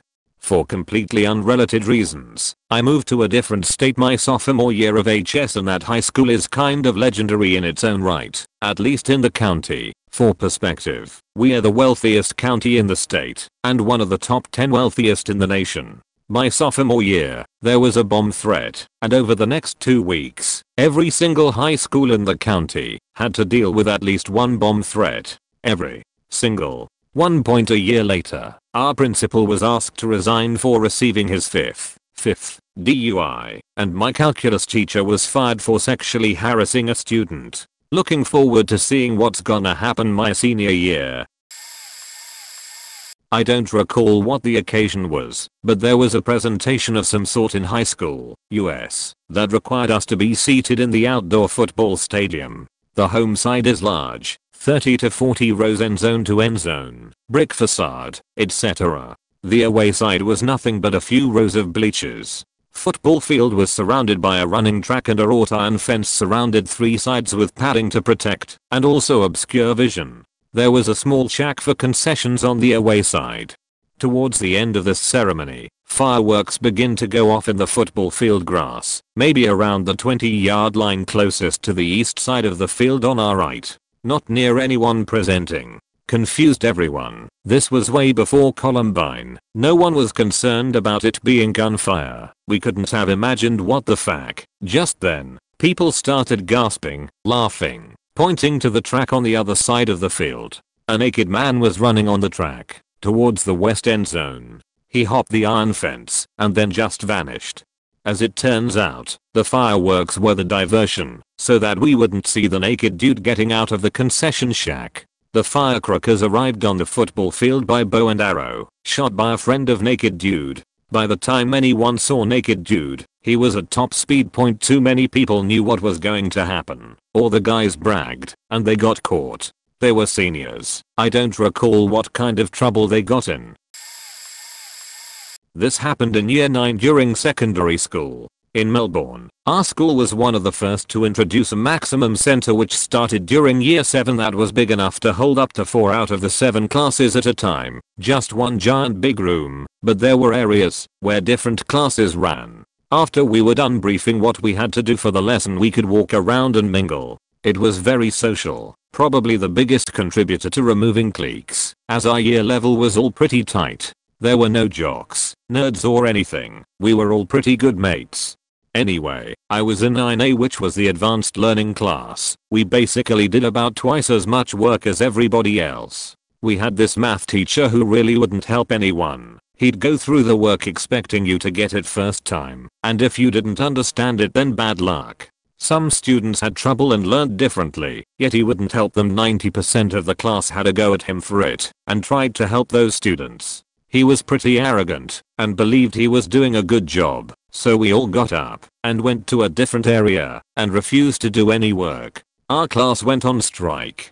The coordinator had a talk with our class, and then we left and went home. The next day everybody in the year level went on strike. Because of this teacher, we refused to do any math at all with him. The coordinator came back, and we had a year level meeting with him basically saying, I know you don't like him, but try and do your best, something along those lines. The math teacher ended up leaving, and a whole different learning structure was put in place. We'd all help each other, teachers would walk around helping each other too, so it was very cooperative. This happened with our systems engineering teacher who was also a complete dick. It was a glorious year. TLD, our maths teacher was an asshole and didn't help people. Whole year level protested, and we now had a new learning system within the week. Sheet was glorious. I loved my year level. Probably cold bean explained better, but I'm on my phone so whatever. Okay. So my senior year of high school, one of the English teachers gave extra credit if you presented your book report dressed up like a character from the book. So this one kid, who was a sophomore at the time, read some book where the main character dressed in all black head to toe and a full-length black trench coat. This kid, let's call him Jake, dressed like that character. Now it's important to know that this particular teacher's classroom was in a new wing of the school, and security cameras hadn't been installed in that one hallway yet. So Jake goes to the bathroom during class, but before his presentation, and there's no bathrooms in that wing, so he goes to another hallway. He's the only person in this hallway when another teacher comes up 30 feet or so behind him. To this teacher, there's some creepy tall dude roaming the empty hallways of a school while all students are supposed to be in class. Apparently, the teacher asked him what he was doing, and Jake didn't hear him and kept walking back his class. This teacher in the hall freaks out, runs to his classroom, calls the office, calls the police because there is someone in the school dressed like the Columbine kids. So now the school is on code red lockdown. All the doors are locked, lights are off, students are hiding in classrooms because this teacher is convinced that man in the trench coat is here to kill some kid. SWAT team arrives and they review the security tapes. Again, all they see is a man walking down a hallway in all black and a black floor-length trench coat walk down the hall and then disappear into the wing without security cameras and never reappear. So they are thinking the worst. This guy must have taken a classroom hostage. SWAT assembles and rushes to the wing and starts kicking in doors. In full riot gear, assault rifles drawn, the works, so they kick in the door to Jake's classroom, and sure enough, here's their mysterious trench coat man. Jake gets tackled in front of all his peers, guns drawn on him. His English teacher is yelling that there must be some mistake. SWAT is screaming for everyone to STFU. Finally, everything gets cleared up, and they realize it was a false alarm. Jake was actually a really good student, which makes the whole story funnier. He was a cross-country star and captain, and went on to be valedictorian for his class. So at my sister's graduation 2.5 years later, she was in his graduating class. Jake stands to make his speech. He starts by saying, some of you may know me from cross-country, or band, or theater, but I guarantee all of you remember me as the kid that got tackled by the SWAT team in class. Multiple pranks over several years. Note that this was all in the era before cell phones. Yes, I'm old. Librarian was an old douche. Hated kids, always shushing us and throwing us out of the library for whispering. Someone tipped over the library shelves, so they toppled like dominoes. That closed the library for a couple days. Someone threw an M80 firecracker into the library, shredded the carpet, and stained the glass next to where it landed with a flash of grey powder. Lots of screams. The library had all these couches and tables. When she left on break, my friends and I took all the furniture and carried them to the furthest back book aisle and stacked them up, so it looked like the furniture had been stolen in like 5 minutes. Someone flushed an M80 down the toilet and it blew up the sewer line that was directly over the teacher's lounge. The sheet water ruined the ceiling in the break room, and I'm assuming their luncheon that day. That was prime. The school had spent $20,000 putting in established 12-foot tall landscaping bushes behind the gym. Seniors came in like a month later and sawed them off and broke into the school and stuffed them into the dean's office, filling it up to the ceiling. There were leaves and sticks laying about for hours. My friends and I found one really substantial stick and put in through the library door handles, effectively locking everyone in for about 15 minutes. Someone set a fire in a storage closet.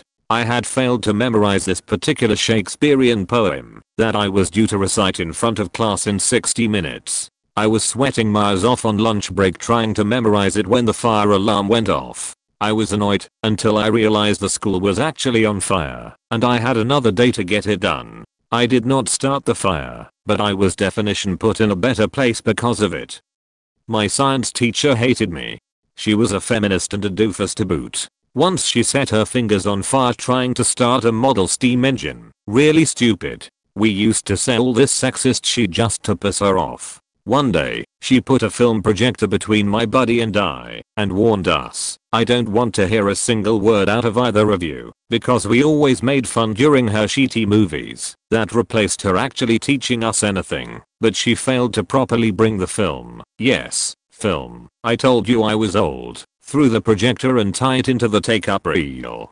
The film fell out of the projector and began to pile on the floor. She noticed it when there was a pile about 3 feet high, about a mile of film. She shrieked at us, "Why didn't you tell me?" I replied, all cool as shit, "Because you threatened us if we made a sound during the film." Our final moment together was that she brought in a huge model rocket that her idiot husband built. I think she suffered from the delusion we were 6 and impressed by a rocket. We were seniors.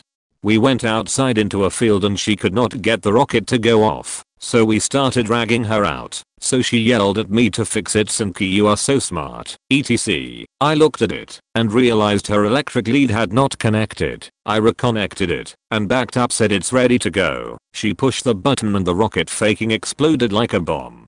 Pieces flew everywhere trailing smoke. I'm surprised nobody was hurt. I assume she put the rocket engine in backwards and wired the charge that makes the parachute deploy, but regardless I got blamed for sabotaging it, which I did not. Didn't matter, she could not prove it, so I got the street cred for blowing up that rocket, though I was innocent. Not really legendary, but I laughed a lot during my high school years. One time when I was in 8th grade, there was this kid that was an ass to everyone. Me, my friend, and this asshole all had a computer class that currently was doing student-made PowerPoints that the whole class saw. The teacher was lazy and didn't check the presentations sent to her. Well, one day after this class, me and my friend saw this Ashot's computer in the hallway, and he took it and put it in his backpack.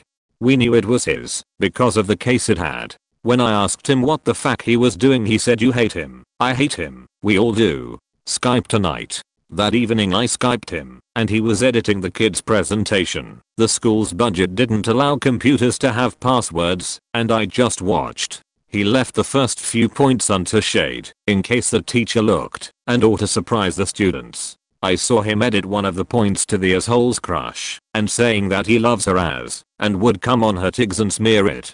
I was like, what the fuck, and he said the rest would be a surprise for the next day, and hung up. Kid was called up the next day completely oblivious. My friend got to school early and put his computer on the table so he could present, and sure enough first few points were fine. When the teacher then hit the next button, a loud as fuck moan sound erupted from the speakers. The point was empty except for the background gif of a cartoon girl being cumshot and faked. Class almost died in laughter, and I looked at my friend. Teachers from other rooms came in so see what the noise was. Kid got 2 weeks of in-school suspension for it, even though he said he didn't do it. That laugh that escaped my mouth that day was the most royal feeling and thing for me in middle school. I spent my sophomore year at a new performing arts charter school. Because of my sense of dress and involvement into chorus concerts, open mic night, the first choreography showcase, and the first musical theater showcase at school, lot of people at my small school, 18 seniors, that's how small, began to know me. During that year I wrote, directed, produced and starred in my own full-length original play.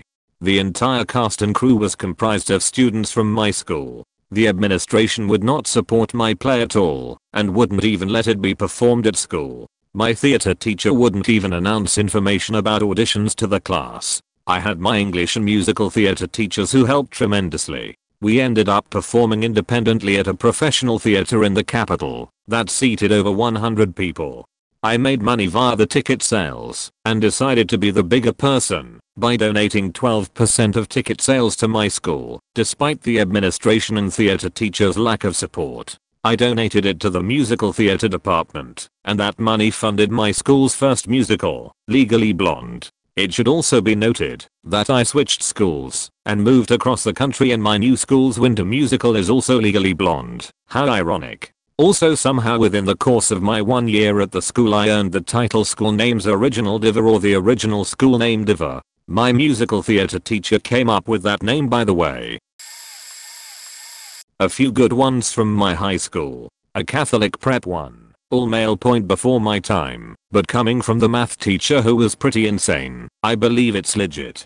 The female librarian, early 80s, would go through the library before lunchtime to look for lunches. This was a pretty big library and you actually had to pull books for assignments, so your books and lunch might be across the room from you. As soon as she found one, she'd announce, "Who's Darrendy? Darrendy, I found your lunch," and guys who knew exactly where their faking lunch was would have to go get it from her. Well, someone decided to have some fun. They put the name Richard Hertz on the lunch. She found it and announced, "Richard Hertz, Dick Hertz. Who's Dick Hertz?" And all the guys in the library start screaming, "Mind us, mind us." We didn't have that librarian when I started going there, so I think they pushed her over the edge. Point 1, I saw myself. Literally preparation for graduation.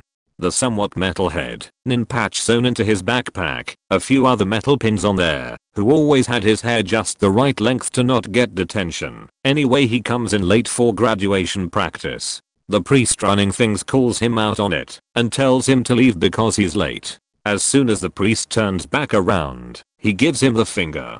This would be all well and good except for the fact the graduating class is facing in his direction and can see this middle finger extended. About half the guys start going whoa and shit like that, and the priest, who wasn't a total idiot and was definitely a hothead, starts screaming at him, and the guy hightailed it out of there. Before the next practice begins the next day, the middle finger guy has to come up, stares just at the floor, and apologizes to the school, the graduating class, and most of all the priest. Guy looked like he wanted to die. At least he graduated. I haven't thought of him in years. I just looked him up and can't find anything. I wonder if he's mellowed out. I have a couple of stories. I apologize for formatting and grammatical errors as I'm on my phone typing this. Sheet tsunami be 8th grade me. Me and my friend D2 be excited because we have a firecracker smuggled into school. Now this fergalicious thing was colloquially known as the atom bomb, about the shape and size of a kinda joy. BD2, who was an expert with firecrackers, knows how to time the fuse like an artist. My contribution was to provide a plastic case weighed down with a stone to make it flashable. 1 minute till recess ends. We sprint to the gents' loo on our floor right opposite our classroom. Captain the torpedo tube is ready, arming the torpedo. Fire. Flush. Stroll back nonchalantly. Dieter the genius had made a 90-second delay fuse. Watch the vice principal. This guy always wore a white suit, with white shoes, with white socks and white hair. Run into the loo like it's an emergency. Be us and quaking in our boots, for we didn't want human casualties. Just mayhem. 90 seconds later. Hear whoomsh, followed by screaming from the ground floor. First floor and second floor toilets. Time slows to 10 FPS. Vice principal runs out in front of a sheet tsunami, more like a rip curl surfer. Front white suit has been dyed brown, along with hair, socks, and shoes. The atom bomb, thanks to 90-second fuse, had caused the stalls to regurgitate along 3 floors. Due to contaminated crime scene and lack of witnesses, no one was caught. Amorous ghost lady be 8th grade me and 4 other friends. We decide to stay back and catch the late bus for school sport team home. Be us planning to explore school alone and scaring each other with tales of the school ghosts. D2 talks about the crying spinster teacher who killed herself in the ladies' loo opposite our classroom. First, one would hear sobbing, then faint cries for help. Woe the kid who went and helped. Unwanted circumcision be the fallout of being helpful. Cue fake laughter from rest of us, after which we hear sobbing from the ladies' loo. B5 scared 8th grade sheetlings. Please, is anyone there? Could you call someone? I need help. I want to go home. Be us shouting for details, unable to venture into loo. PE teacher hears commotion, comes to us. He, being a man, goes into the loo to help. Not eating, I yelled out advice about keeping his night rider safe. Turns out 12th grade girl was into autoerotica using the carrot packed by her health conscious mother. Carrot snapped off in her special cavern, leaving a 2-inch carrot top inside her. Be us riding the ambulance with said girl along with the PE teacher. Dropped off the girl at the emergency room, then pulling up home in an ambulance was legendary.